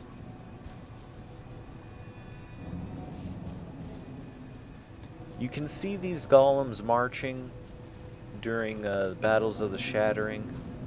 There was a cutscene film that was shown on this game's big release that I still haven't really properly watched, that shows significant events from the history of the Lands Between, including, I believe, the second siege of Leondell, where you can see the perfumer's artillery striking the ground and devastating the forces of Mount Gelmir as they approach. But now, instead of blabbling, I'm gonna have some pictures taken instantaneously. I am a photographic genius, if I do say so myself. Please, everybody, get ready for an instant memory. And type into the chat, please. Fuzzy Pickles. What do you want, Dracolara? Is this looking good to you? Guardian Pickles. Fuzzy Golems. I'm gonna do Fuzzy Golems.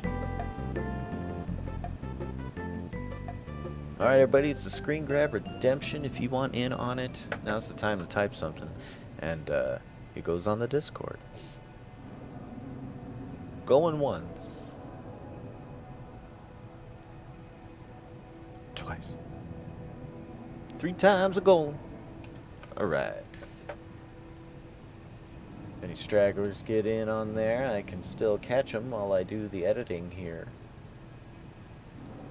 Or cropping, I mean, as far as editing goes. Thank you, Dracolara, for the redeem, of course. Today is the 16th of May, and I have to pay my car tomorrow.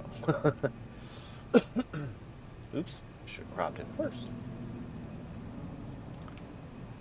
Crop and save it again.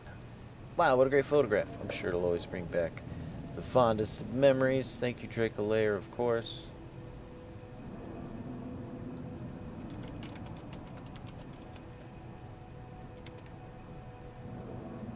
Right. I feel like I'm on a historical guided tour of Altus. Well, I mean, this is the 3rd expedition, right? My first one's kind of breaking through it with fresh player's eyes, even though this is my 2nd playthrough. My 2nd expedition was done with the aim of actually like clearing dungeons and stuff and digging deeper, and this expedition is meant to go through with the purposes of understanding what we're seeing with the knowledge we've been armed with so far. Oh, I see what you're saying, yeah.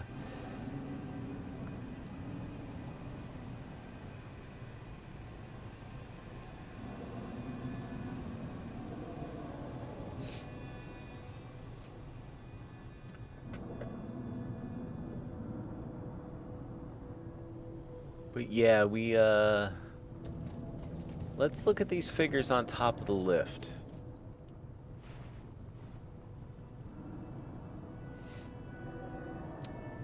So we see Erdtree sentinels and a woman holding aloft a spear. Who is this woman, do you think? You think it's America? I mean, it would make sense because America wasn't she wasn't in trouble yet and imprisoned and crucified inside the Erdtree yet. So depictions of America from the Age of Plenty would probably depict a Valkyrie-like warrior, right? Or this is more like this statue, I know for a fact, is based on a type of Athena statue from ancient Greece. I forget the name of it, but it's definitely like meant to be a depiction of Athena being victorious. Hey, Snowmaru. Thanks for the lurk. Appreciate you, buddy. So yeah, I'm thinking that's probably America. There's depictions of America before the Night of the Black Knives and the Shattering and everything that are like this, and in a libation where she's pouring the blessings of the Erdtree, that is to say, Erdtree sap, and is thus like John the Baptist, also like being somebody who conducts baptisms and therefore sanctifying births in under the Golden Order, under the Orthodoxy, let's say. Yeah, Corinthian columns and everything. These robed figures are rather neat, and they carry staffs that depict the crescent moon, arguably.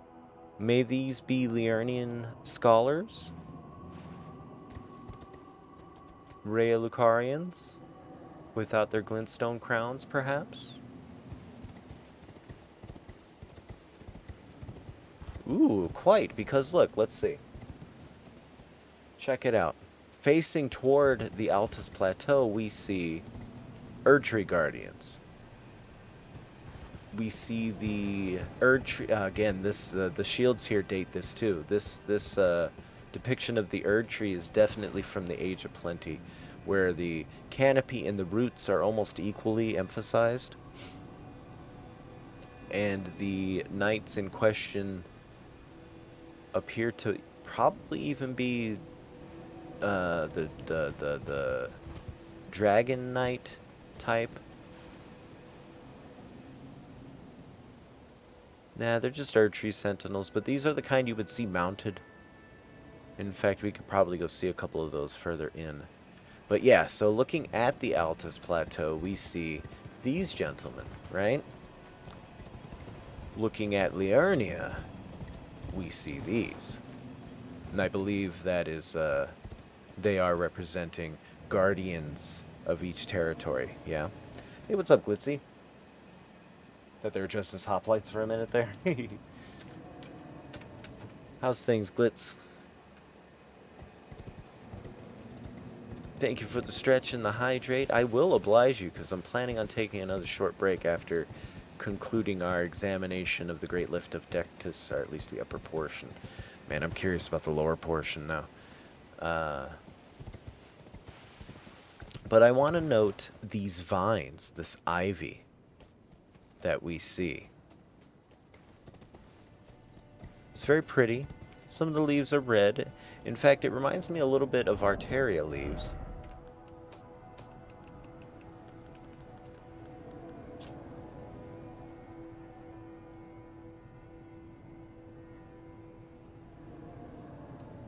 But I don't believe they're actually related. I think that's just a visual similarity. In fact, we can find an Arteria leaf spawn somewhere and have a look at. You just finished some AM2 PvP. How does that work, Glitzy? If you don't mind describing.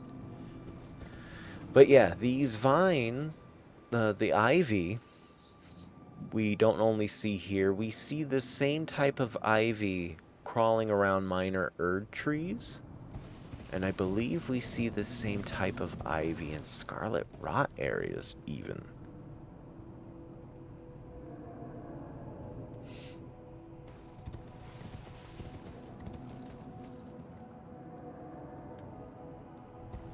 But yeah, before I get too far into it, I'm going to take me a short break, like I said. But I kind of want to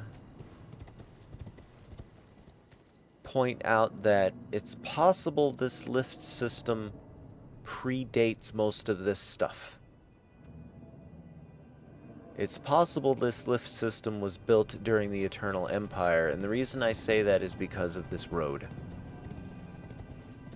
This road not only looks a lot older than the surrounding stuff. You know, the same type of road material is here, I believe. Or no, or is it? Hold on, let's have a look. Yeah. Yeah, for sure. And also, I kind of want to point out something really fast. Look at these tiles. Look at the symbol upon them. Get out of here, Torrent. It's the Elden ring. But notably, it's not a depiction that features the Erd tree in any way. Now, some might argue, no, no, no. This is depicting the, this one, the Erd tree seal. But I don't believe so. This is different. Basically a speedrunner versus hunters game. Oh my god, SAX players killed a few. That's awesome. That's pretty awesome, Glitzy. That sounds crazy. Yeah. Hi, Sophia. Caught me being excited. This looks like Godric's Rune. Well, Godric's Rune is in fact part of the Elden Ring, right? Let's have a look real quick. And in fact, Godric's Rune happens to be, bam, it's the center. It even says it in the thing. It's known as the Anchor Ring, found in the center of the Elden Ring, right? And this here seal, of course, features in the center the Anchor Ring and the rest of the Elden Ring kind of around it, right? For sure, Glitzy, appreciate you. And thanks for explaining what that is, because I'm stoked about it. I would like to watch that, I think. But yeah, so I think this is distinct from this symbol here. And let's have another looky. This symbol is far more symmetrical. It's symmetrical in both ways. The other symbol is definitely a lot more tree-like or cruciform, right? Where the cross isn't centered. It's offset.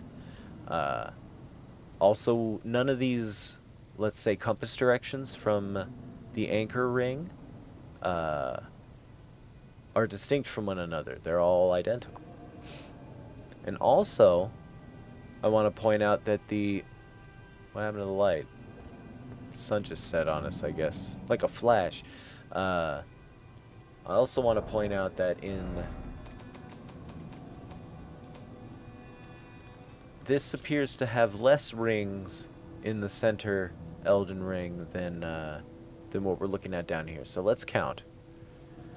1, 2, 3, 4. I'm counting 4 primary circles in that center Venn diagram situation here, right? And here I'm counting 1, 2, 3, 4. Okay. Maybe 5? Let's see. 1, 2, 3, 4. No, it's still 4. They're just more symmetrically placed than they are in the Erdtree seal.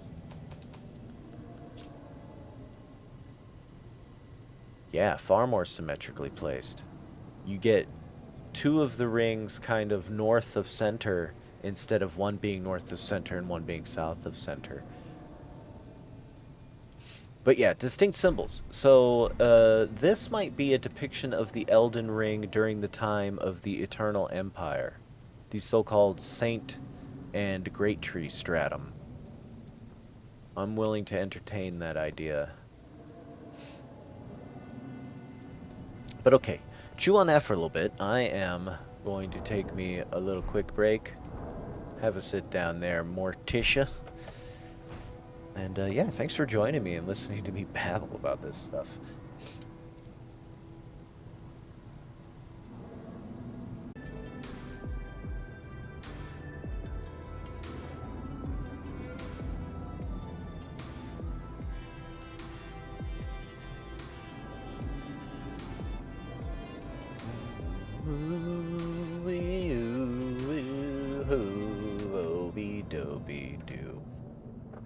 Thank you for hanging out. Okay, back to the exhaustive studying. So, yeah, we established that the image of the Elden Ring visible here on these tiles on this road is probably an older version than what we see in Golden Order depictions of the Elden Ring. And I'm just gonna poke around this real fast and see if there's any Elden Ring stuff on any of the more recent constructions. Because, see, we're dealing with at least two different periods of construction in this area here. The stuff that the floor is, this old tile work featuring the older depiction of the Elden Ring as we described, and the more recent stuff, which is like these statues, the columns, and everything else. To some degree, some of this stuff down here may have been altered, but I believe that this lift platform existed in a form different than what it appears today. Lead poisoning? How's that? How is it lead poisoning in the game here? I'm unclear as to the reasons why the Eternal Empire fell. And I know the Eternal Empire was a period of time where they worshipped the moon and stars, right? Apparently, with the Elden Ring, no big deal. And just like the dragons did before them, without a great tree, right? And but the dragons worshipped the storm, I believe. I don't know how into the moon or stars they were in. But in any case, during... Look at that tree. It's fucking partying. Woo! Party down. Party down. Also, it's really windy. Anyway, what was I saying before I digressed into silliness?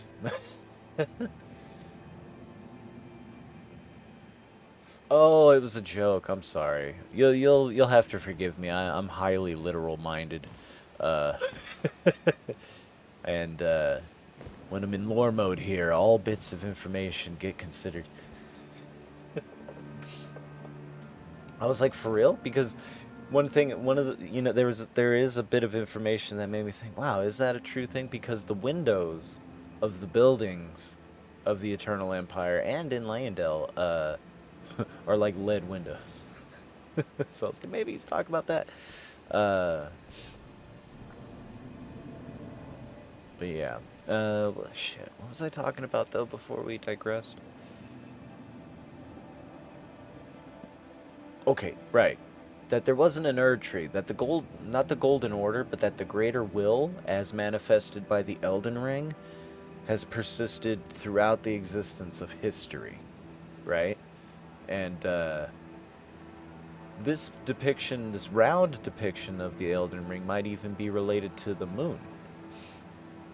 But suffice it to say, is during the Eternal Empire, they shifted from night sky worship to great tree worship under the dynast, who never really became king, I guess. You know, you never see him crowned in any of his statuary. He's always just a sage figure in a robe.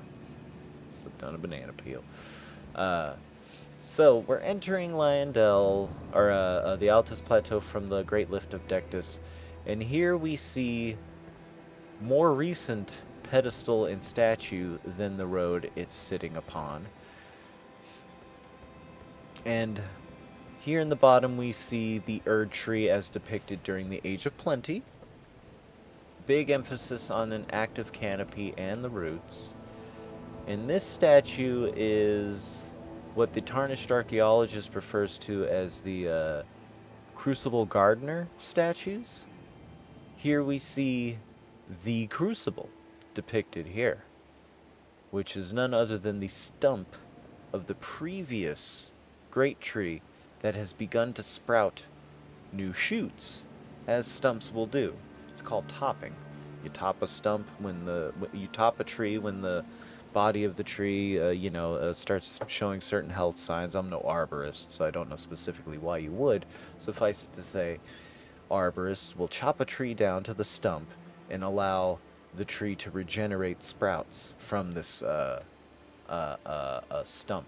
It has to do with the concentration of growth hormones within the body of the plant when you affect what part of the plant is the highest and therefore furthest from the ground. Like, and in this way, a topped tree with a very healthy root system will very, very vigorously grow new sprouts in the shape of a crown around, the flat circular remnants of the tree stump. And that's what we're seeing here, is all these crown sprouts. And, of course, standing upon the crucible, tending one sprout in particular, we have the gardener. We don't know anything about this figure other than he is referred to as the gardener, and he seems to be tending one sprout in preference to all the rest. And this is something arborists do. Who'd have thunk a working knowledge of horticulture was going to be useful? Yeah, the Tarnished Archaeologist really breaks it down in a couple of his videos. These processes that arborists use to take care of trees and otherwise propagate them using. Now, I already knew about the concept of grafting. I was familiar about this the first time I played the game from prior knowledge related to how apples are propagated. You know, the common varieties of apples we see at the store. If you were to plant a seed from one of those apples, I love me a Red Delicious. Wouldn't it be great to have a Red Delicious tree in the backyard?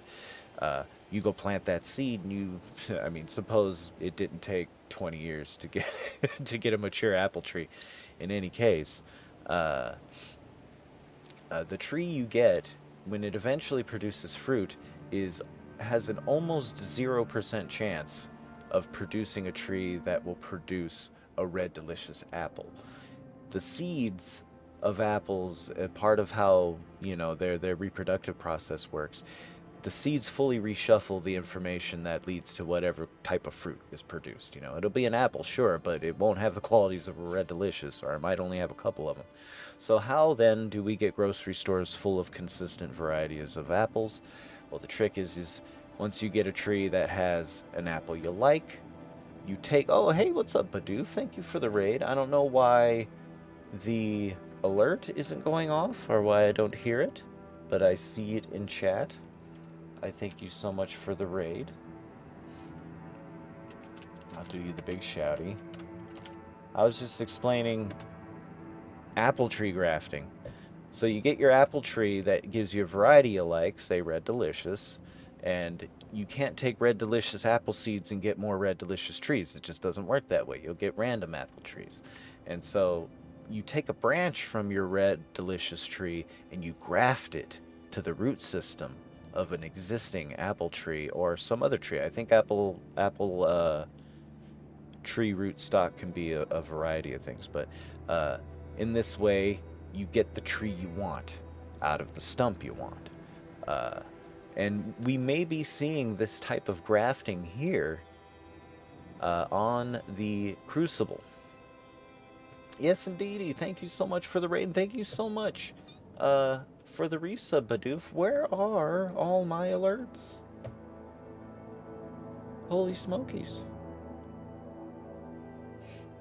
So when do we start chopping off limbs and gluing into your own body? And that's another point, historical waifus. Like, I was familiar with apple tree grafting before playing this game, and I was like, oh, tree, there's a big tree, and we're fighting a boss called Godric the Grafted. The very first enemy you encounter is called the Grafted Spider, and so I immediately made that connection. So when the Tarnished Archaeologist started going into more detail with what the Crucible might be, and the process of crown sprouting from a tree stump really enlightened me to what they mean by the Crucible era. What was the original tree? Well, it's called the Great Tree, and while I'm figuring out my alerts real quick, I'll bring up the description of the root resin. This is the description, and I'll make it larger for y'all, that for me confirms that there was a previous, not only was there a previous tree, but we have a name for it. Resin secreted from the roots of the great tree can also be found near trees on the surface. The roots of the great tree were once linked to those of the Erd tree. Great tree, Erd tree. Two trees. Same, well, not necessarily same roots, but contiguous roots.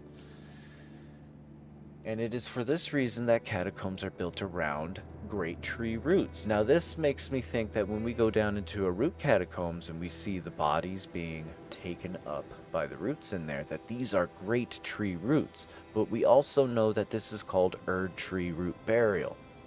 And so I believe the Erd tree roots and the great tree roots are one and the same. But the great tree was a previous tree whose stump became the crucible. And then the Erd tree was either a simple crown sprout from that stump that was tended to the preference of the rest because it was the stronger. This is what arborists do when they chop a tree down and to get it to grow a new sprout, and they just want the same type of tree as it was originally. And or was it a different type of tree grafted to the rootstock, which is also a thing arborists do. Yeah, hold on. I wanted to figure out why my alerts aren't going off, though, real fast. I think my cloud bot probably turned itself off. Stand by if the stream goes down. Sometimes me surfing the internet while we're live breaks OBS, so...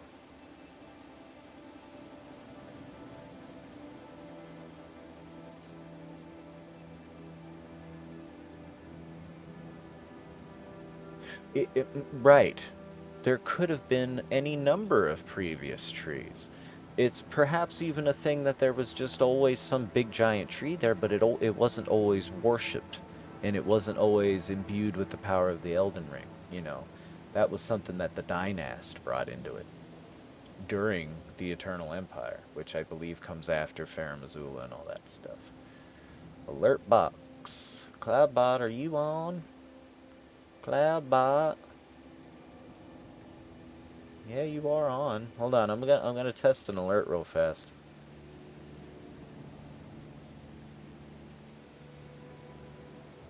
Huh, I tested it and it didn't work. Unless it did. Did you guys see anything?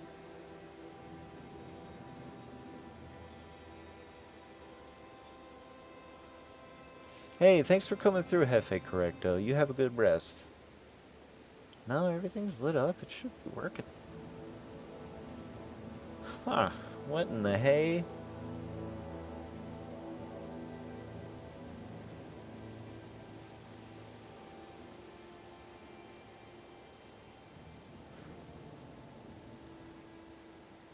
Like some sort of ring. That's really old. This is possible, right? But I think it's actually a more recent thing, because I think it's more like instead of a cycle, like it's a perfect ring, it's more like an iteration. Because it seems that great tree worship is something that didn't exist for probably the vast majority of history in the lands between, and is only a during the back half of the Eternal Empire and onward type thing.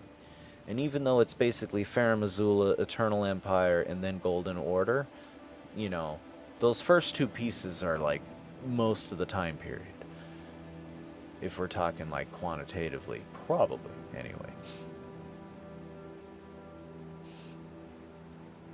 Like, and one of the things that kind of interests me is that the Elden Ring wasn't necessarily always tied to trees.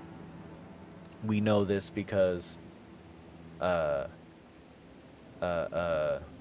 Eternal Empire didn't start out worshipping great trees, and I don't believe Farum Azula did. Now, the one thing that kind of throws a monkey wrench into that line of thinking is the depiction of the Elden Ring in Farum Azula, which we'll eventually see one day, has a very complicated looking root system as part of its design, which might, you know, be referring to, like, when the Elden Beast came, you know, like, it planted its roots into the world at that moment. But great roots imply a great tree also, so around and round in circles we go. And I still can't figure out why my alerts are dead.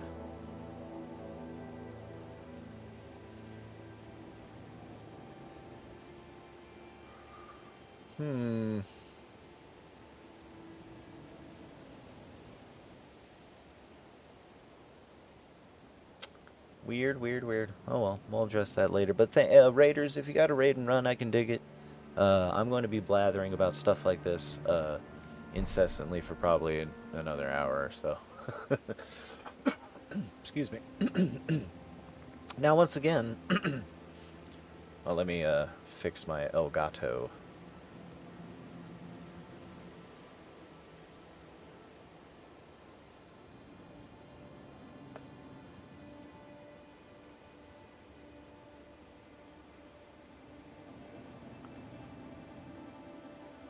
Epochs, I don't know. So, we're looking at our gardener statue here, depicting the full crucible, the full crown. And we see the sprout that he's tending to.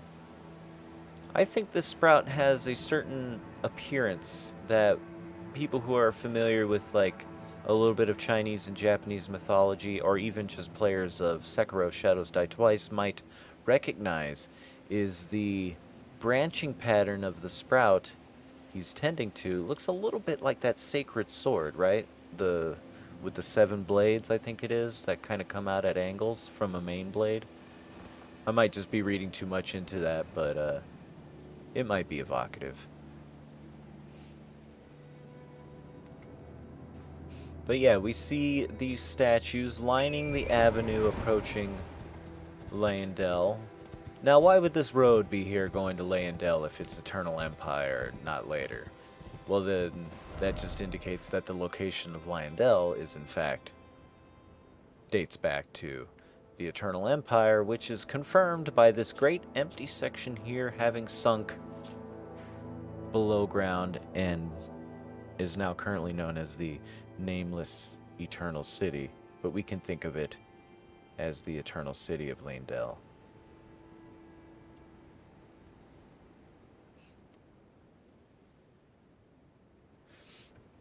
The 7-branch sword, yes. Doesn't it look a little bit evocative of it? Let's see if we can count the branches. I don't think it's 7, but maybe. Not counting the bud on top, there's one on the left, another one on the right, that's 2, but then another one on the right, that's 3, 4, 5. Yeah, we're not near 7, and they don't alternate properly, so I might be reading into that a little too much.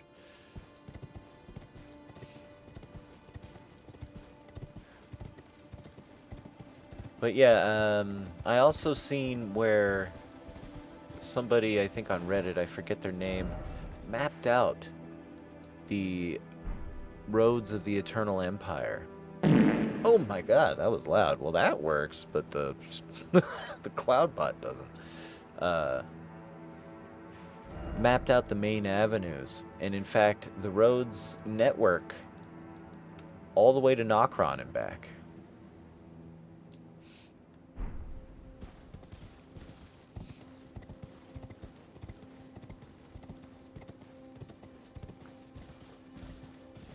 And it's like these statues are telling the story of the birth of the Urge. Hey, Designation B, thanks for hanging out. I hope you have a good night. But yeah, the statues are telling the story of the Erd Tree as you approach, right? You get these statuaries here of the Crucible. Ow. Ow. Stop hitting me, bro. Thank you. Oh, I didn't mean to do that.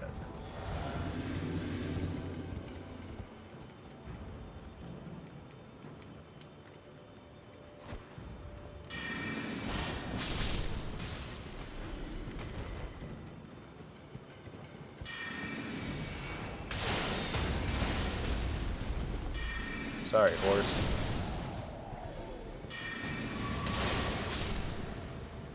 I didn't mean to actually use my wondrous physic. I kind of just forgot how to play the game there. yeah, they all work. Those ones will work. It's my follows and raids and because with these ones I use soundalerts.com. With the other ones, the raids and follows and stuff, I use Streamlabs Cloudbot, and it seems to be failing me.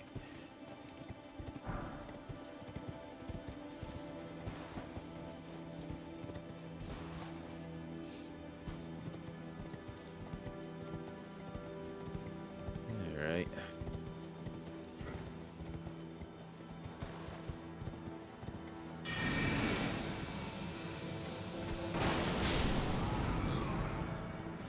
Smoked those two losers.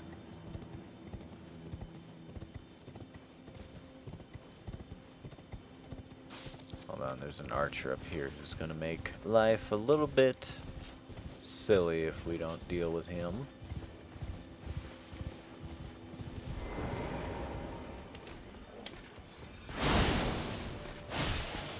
I don't think so, pal. Oh, I didn't even see you there.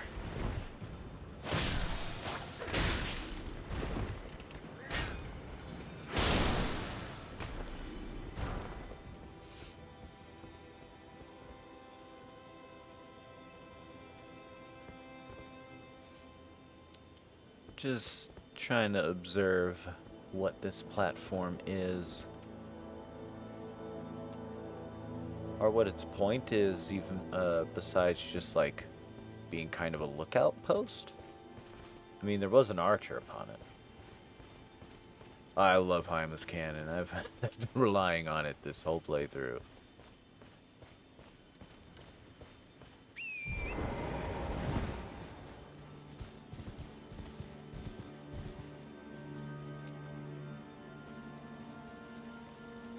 Huh.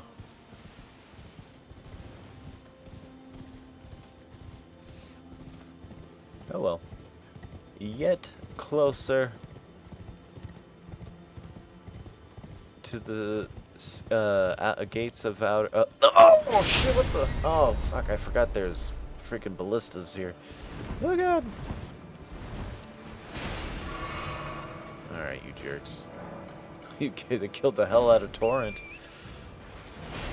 Why didn't it work? There we go. Alright, well, these gates are well defended, aren't they? To this very day.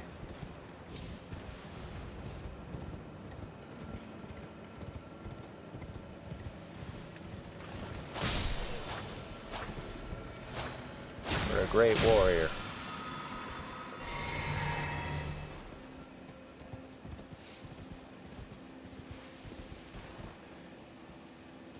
What a grand avenue, however. Or a grand staircase, whatever you want to call it.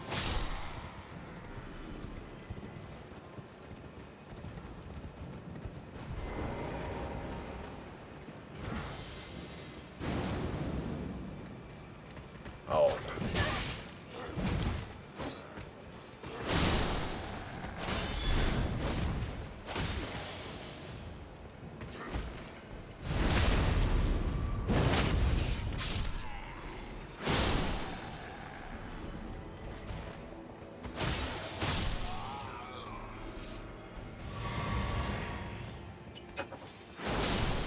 Alright.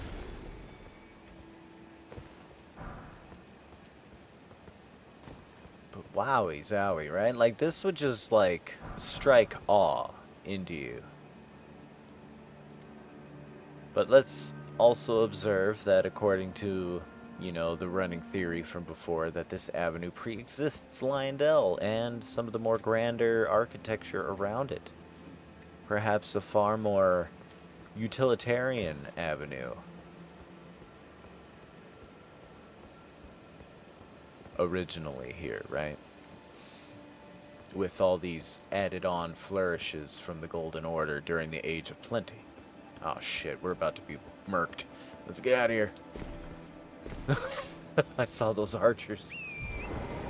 Okay, so this Tarnish just single-handedly killed literally every one of my buddies, but I'm sure a single dude with a spear could take her down. Yeah, easy peas.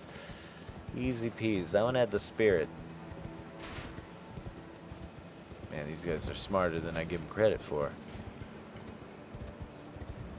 I mean, besides the fact that it's generally undefended on the outsides here, and I could just go around most of their defenses.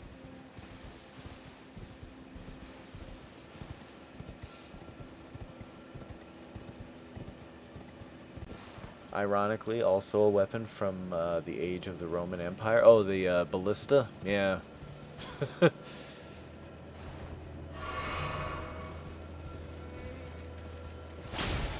Like late Roman, Byzantine type tech. Wait, I hear them. Where are they though? Oh, they're there. There's one. Where's the other? There he is.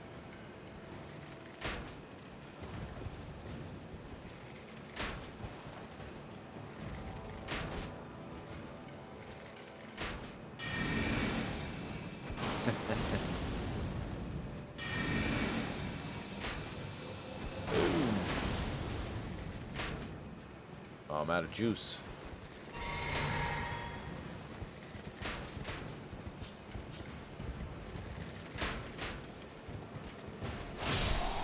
Oh, shit. That hurt. Alright.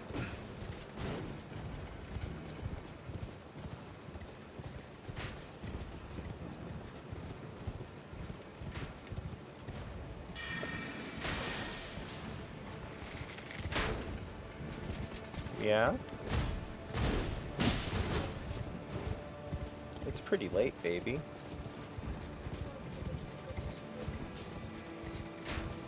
Okay, baby. Go ahead. Woo! I love you, baby. Sorry you can't sleep.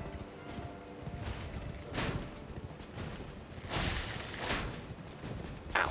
There we go. Fiddling around with these guys all night.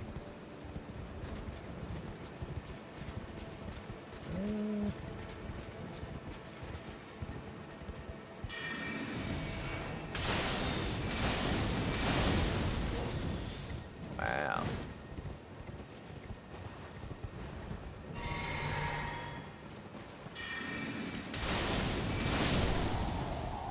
That one was a toughie.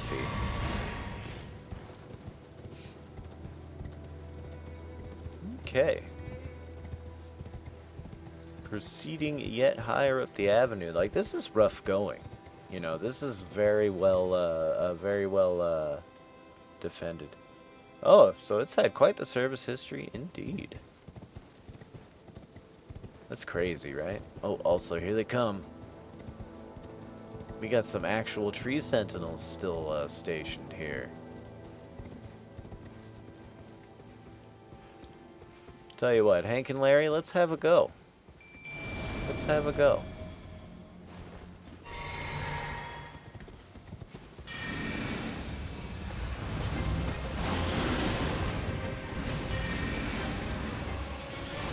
Ooh, got them both. Oh, shit.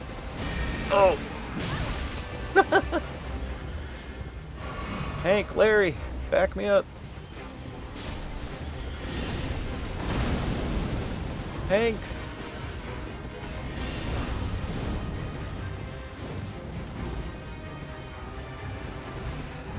Oh no, they took out Larry.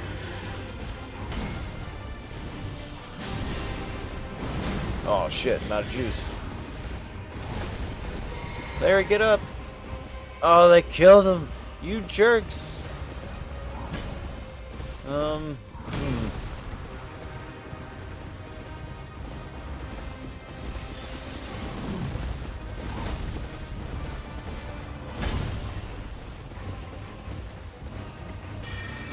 Woo! Missed though.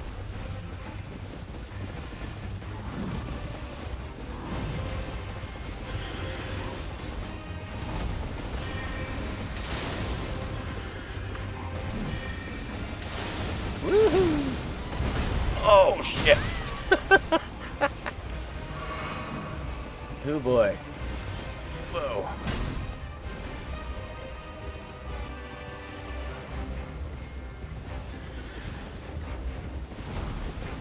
Here they come.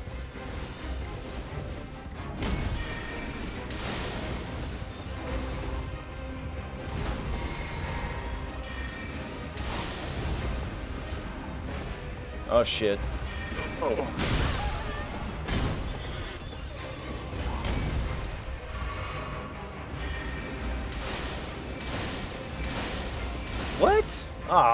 Oh, they despawned them. I guess we went too far down the hill.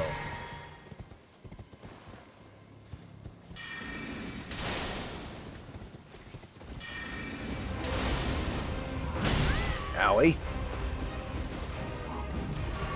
Sir, I'm glad they de-rezzed you, buddy.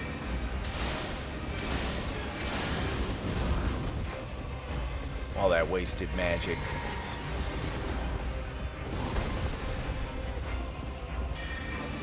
Ooh. Oh, shit, that's cool, man. I'll give that to you for sure. That was rad as hell.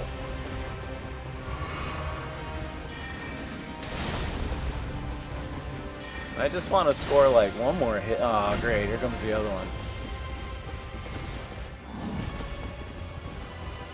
Woohoo! Get him! Ow! Not the horse!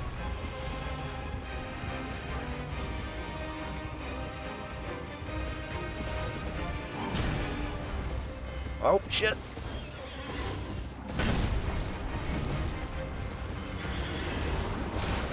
Come on, you bastard! No!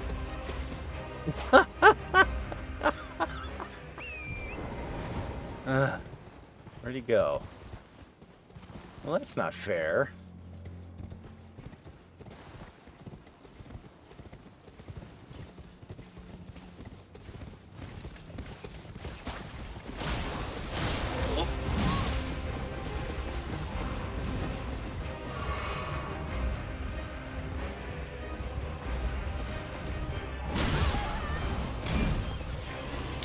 That was bullshit.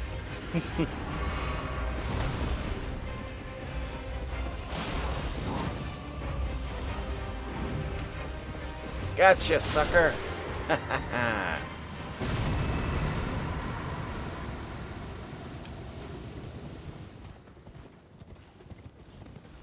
Yeah, you too.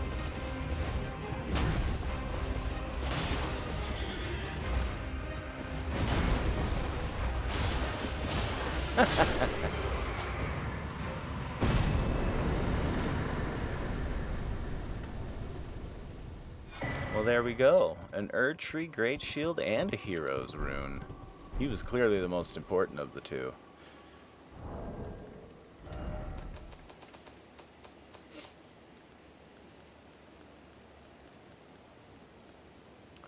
Well, would you look at there? A weighty great shield forged of gold, carried by the Order of Tree Sentinels.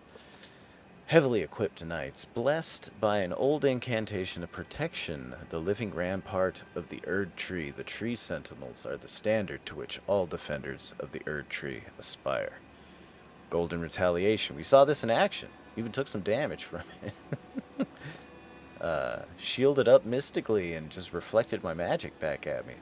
Pretty rad. What else did we get? Shit, what else did we get?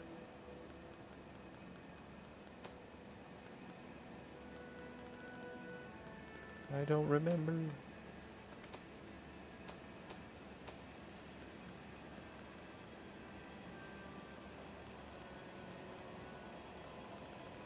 Ooh, also, I meant to equip that talisman.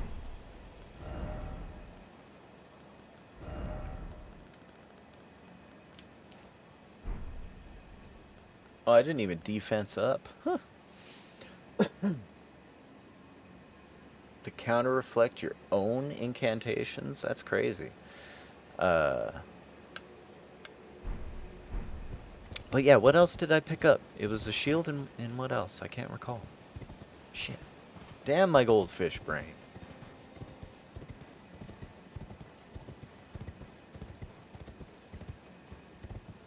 Oh, a hero's rune. Okay, that's why it didn't stick. But I guess we could take a look at the,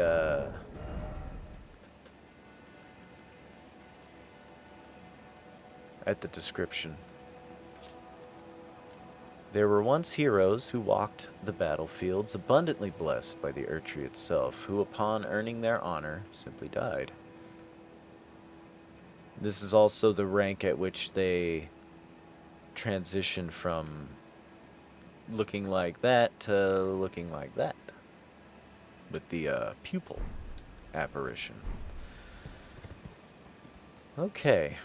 Well, since we earned it, we'll have a real good look at this here walk-in. And, who boy, is the third Altus expedition going to have to take a few sessions. Probably 3 altogether now that I'm thinking about it.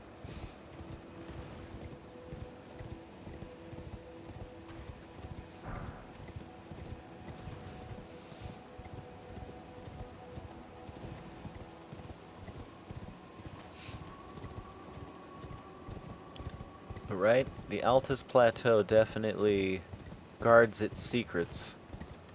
Oh, hey buddy. Oh, fuck, I forgot about the other ballista.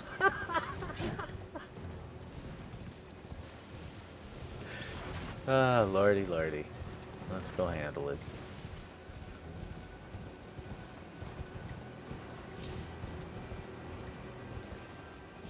That was scary.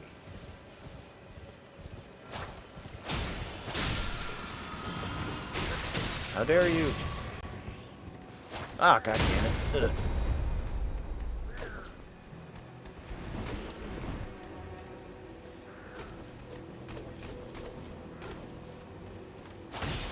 Wow. This guy was the strongest fighter in the history of fighters. Good for you. Also, fuck your ballista. Fuck your ballista. Oh, we got focus points for killing the ballista. uh.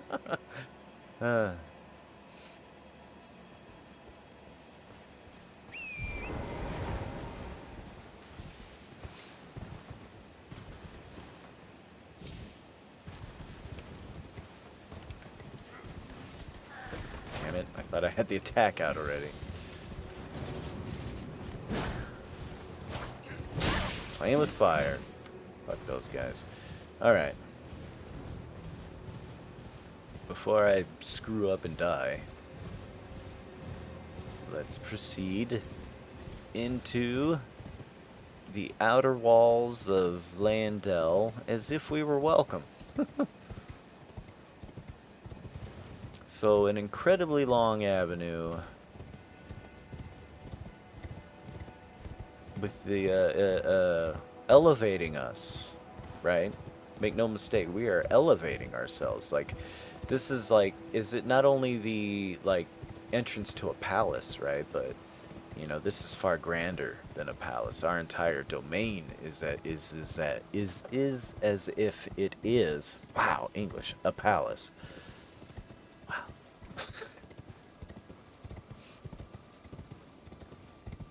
Like, the whole nation is a fortress.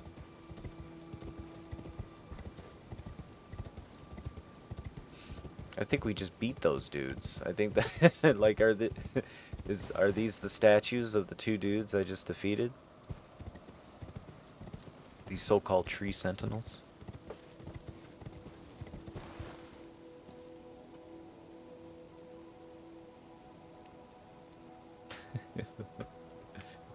Oh, Lord.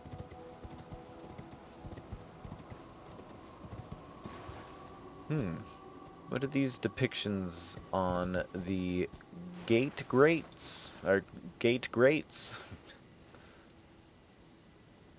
Simple flowers? I like how there's big handles. I guess trolls would operate them, or giants even. Or Gollum.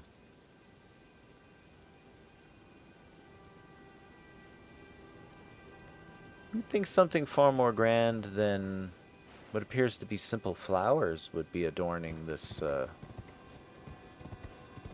gate.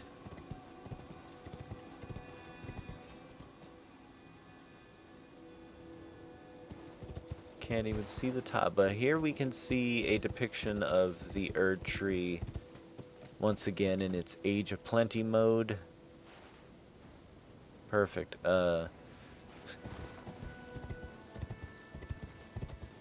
But yeah, we can see it up there.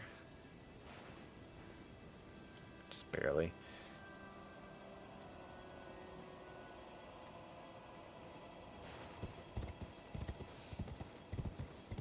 So yeah, once again, we're seeing high Lyondell construction, which would indicate even that the outer walls are more recent,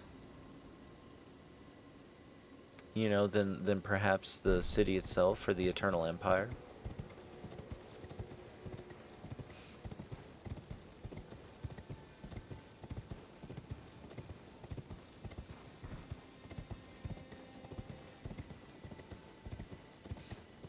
We should probably have us a sit down, though.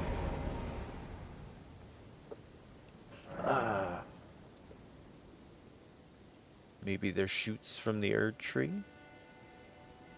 Maybe. It is true that the Crucible Gardener statue's shoots feature flowers, or at least foliage.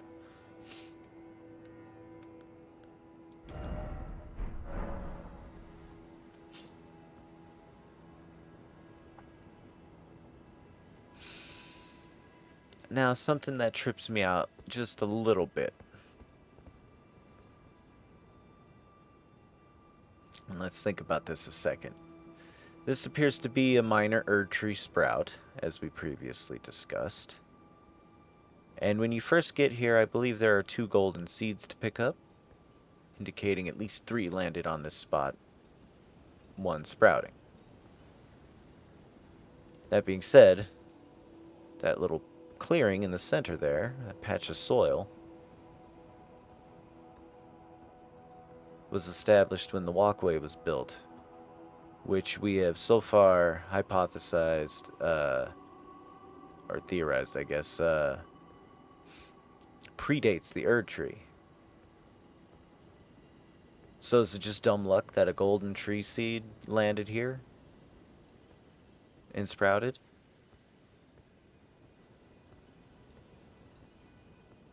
Or, actually, in this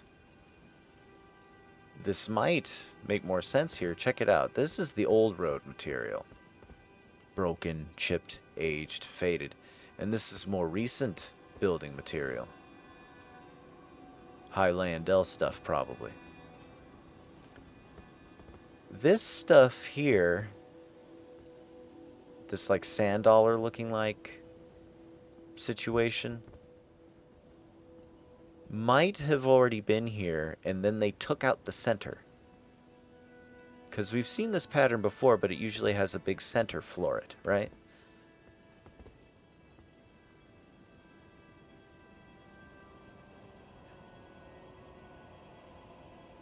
I don't know. We're doing a lot of reaching with this one. This throws me off big time. Because obviously the road seems to have been built around the sprout. But the road predates the shattering, and it is known that golden Erd tree seeds were thought to be an impossible thing at some point.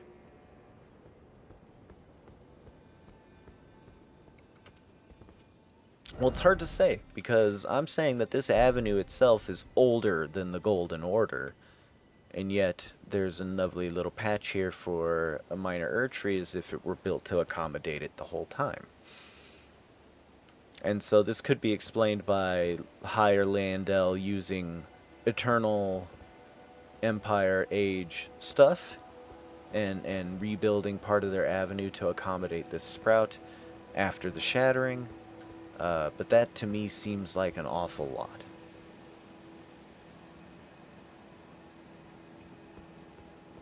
Or, well, I don't know. The golden seeds are there, so that pretty much establishes that. This one's tricky. This is a tricky little situation. Man, I'm gonna have to get like involved in lore communities or something, because this little situation is like probably such an easily overlooked thing. Anyway, let's continue along the avenue a little bit longer.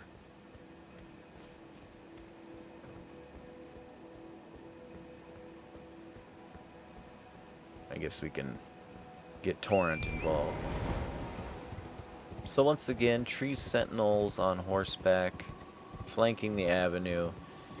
Interesting to note that at this point, on your first time through this area, you would be beset upon by a gargoyle, a corpse wax repaired champion. Hawkshaw is an excellent Discord server for lore, just because so is Vadi, I'm sure, but man, it's like, I feel like it'd be so hard for me to dive in or find specifically what I'm looking for without, like, see, I have the old forum behaviors where you don't dare post unless you've read all the pins. And Discord isn't necessarily the greatest at being a forum. And here again, we have another Erdtree sprout with the avenue arranged around it as if the sprout predates the avenue. Or at least this little patch of ground. Now, okay, perhaps, maybe, here's an explanation. After the shattering, after the shattering happened, some golden seeds were gathered and planted in these locations. Huh? Huh? As if in the effort, like, holy crap, the Erd tree made these seeds. Let's see if they sprout, maybe.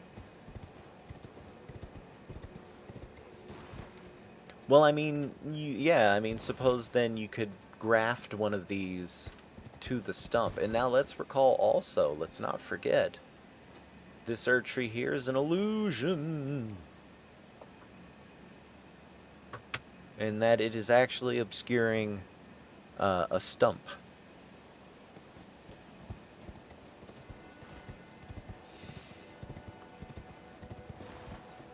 As evidenced by the ash we'll find in the capital.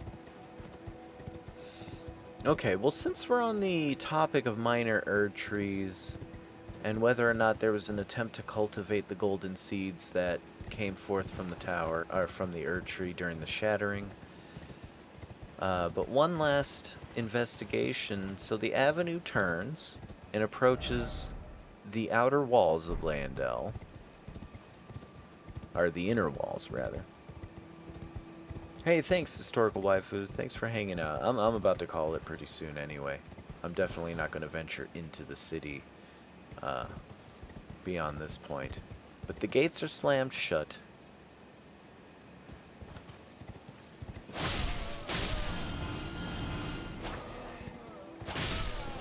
We get that sweet blue effect every time we kill something, representing our focus points being recharged.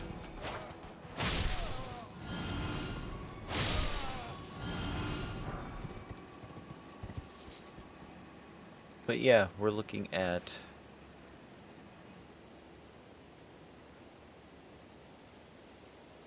yeah, these are definitely more like vines or flowers than an Erd tree sprout from the Crucible.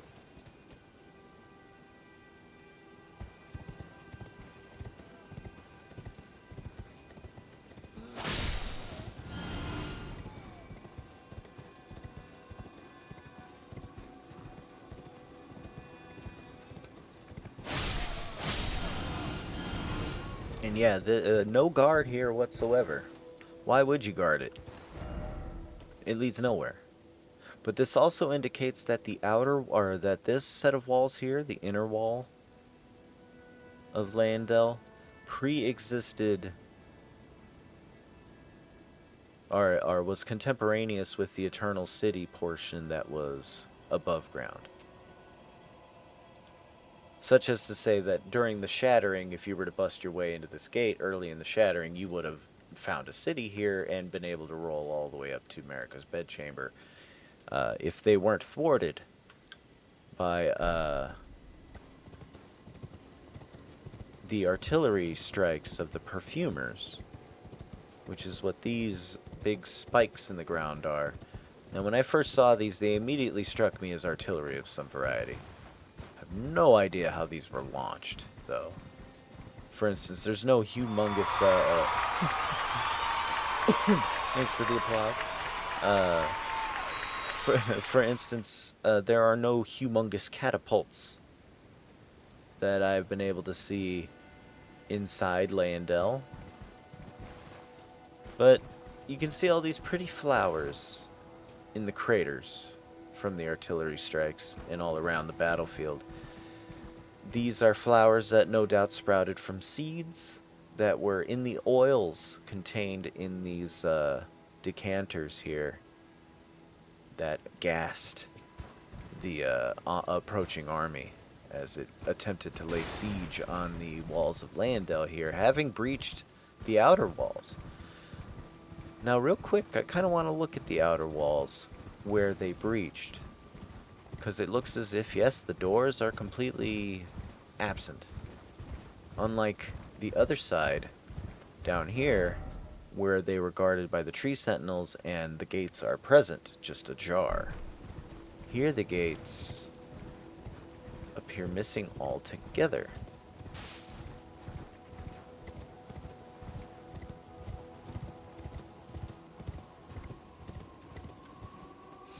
Indeed, as if they were never any gates here to begin with.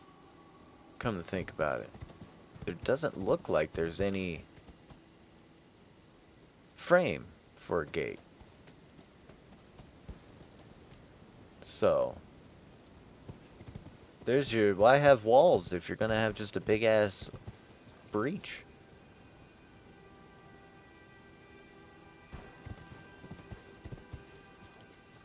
Yeah, like if you put a gate here, it wouldn't even work.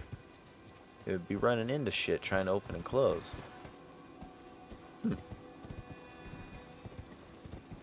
Maybe an oversight of the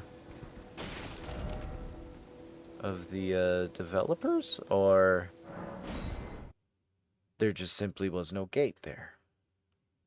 That also seems crazy. Like, clearly they could have.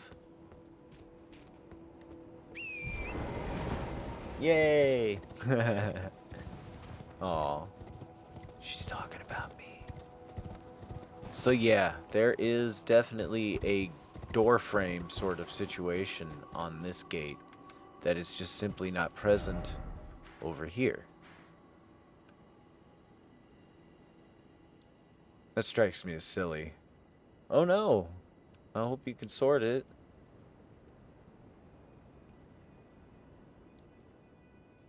Don't get all glonky. Yeah, outer wall battleground. See, the thing of it is, though, is that beyond the open gate, I guess passage we should just call it, since it's hardly a gate. Gate implies you can close it.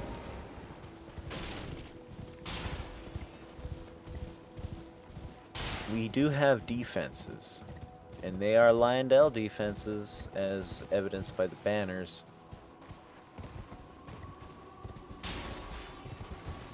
These are probably defenses that were set up after the second defense of Lyondell, to thwart any forces that might attempt to lay siege from this direction again, which is a weakness.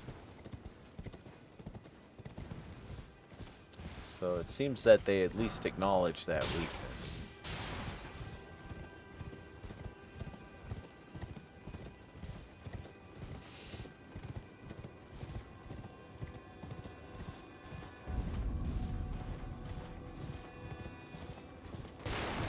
So yeah, definite invasion force being thwarted by a great volley of artillery.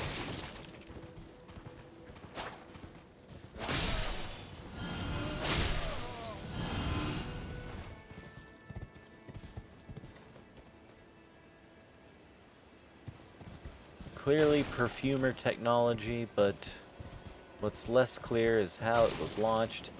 The shaft portion of these artillery weapons interests me quite a bit. First of all, this is a big, heavy object that was hurled a long distance and really suffered no damage. None. There, like for instance, there aren't any of these things strewn around the battlefield here that seem to have broken as part of their use. indicating an extremely high quality of construction. Here we can see the point a little bit. So yeah, these definitely rocketed over the wall. And in that cutscene movie that we'll review probably next session we have, we'll show a little bit more of how that event was.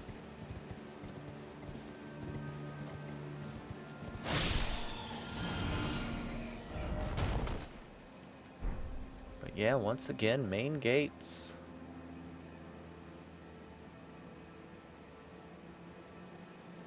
Let's see what we can see damage-wise.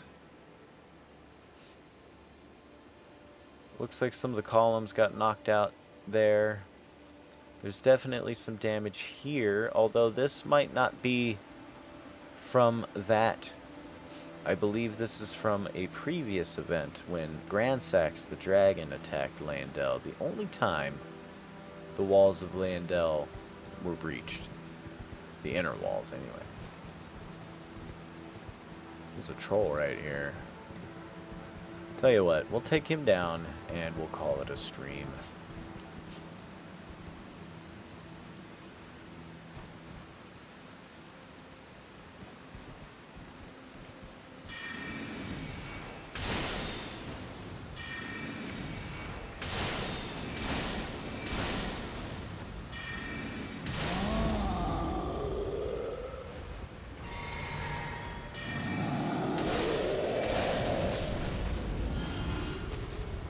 Far too slow to react, big boy. What were you overlooking? The outer moat?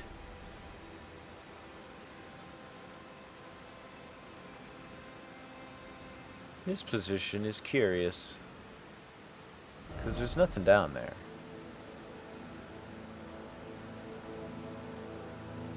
I don't know. Maybe you can access that? I don't know how deep that water is. Let's see. Let's go down to the water line and see what we can see.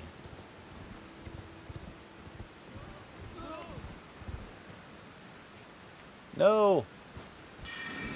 Damn it. That one had a box. The one who vanished. Oh, he's just invisible. There he is. He didn't, like, teleport. Golden Rune 12. Fantastic.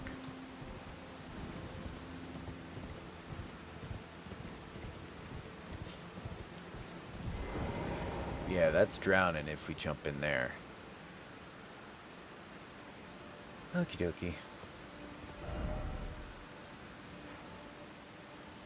Alright, tell you what. I'm going to end the session up here at the Minor Erdtree Church. There's a brief glimpse of the Elden Ring in Farum Azula. But I really like the Minor Erdtree Church. Also, I just noticed the warrior jars here. Old ones, too. There's always a lot of warrior jars around Minor Erdtrees. Interesting to note. The Church of the Minor Erdtree has Erdtree sprouts in various stages of growth, all bigger than the ones we see by golden seed sites, but here's one, and here's one in a stage of growth just beyond the sprout, and then we have one here which is reaching up and trying real hard to become a full-on Minor Erdtree that produces crystal tears, hopefully. But yeah, we'll leave it right here, and we'll pick up the Altus Plateau expedition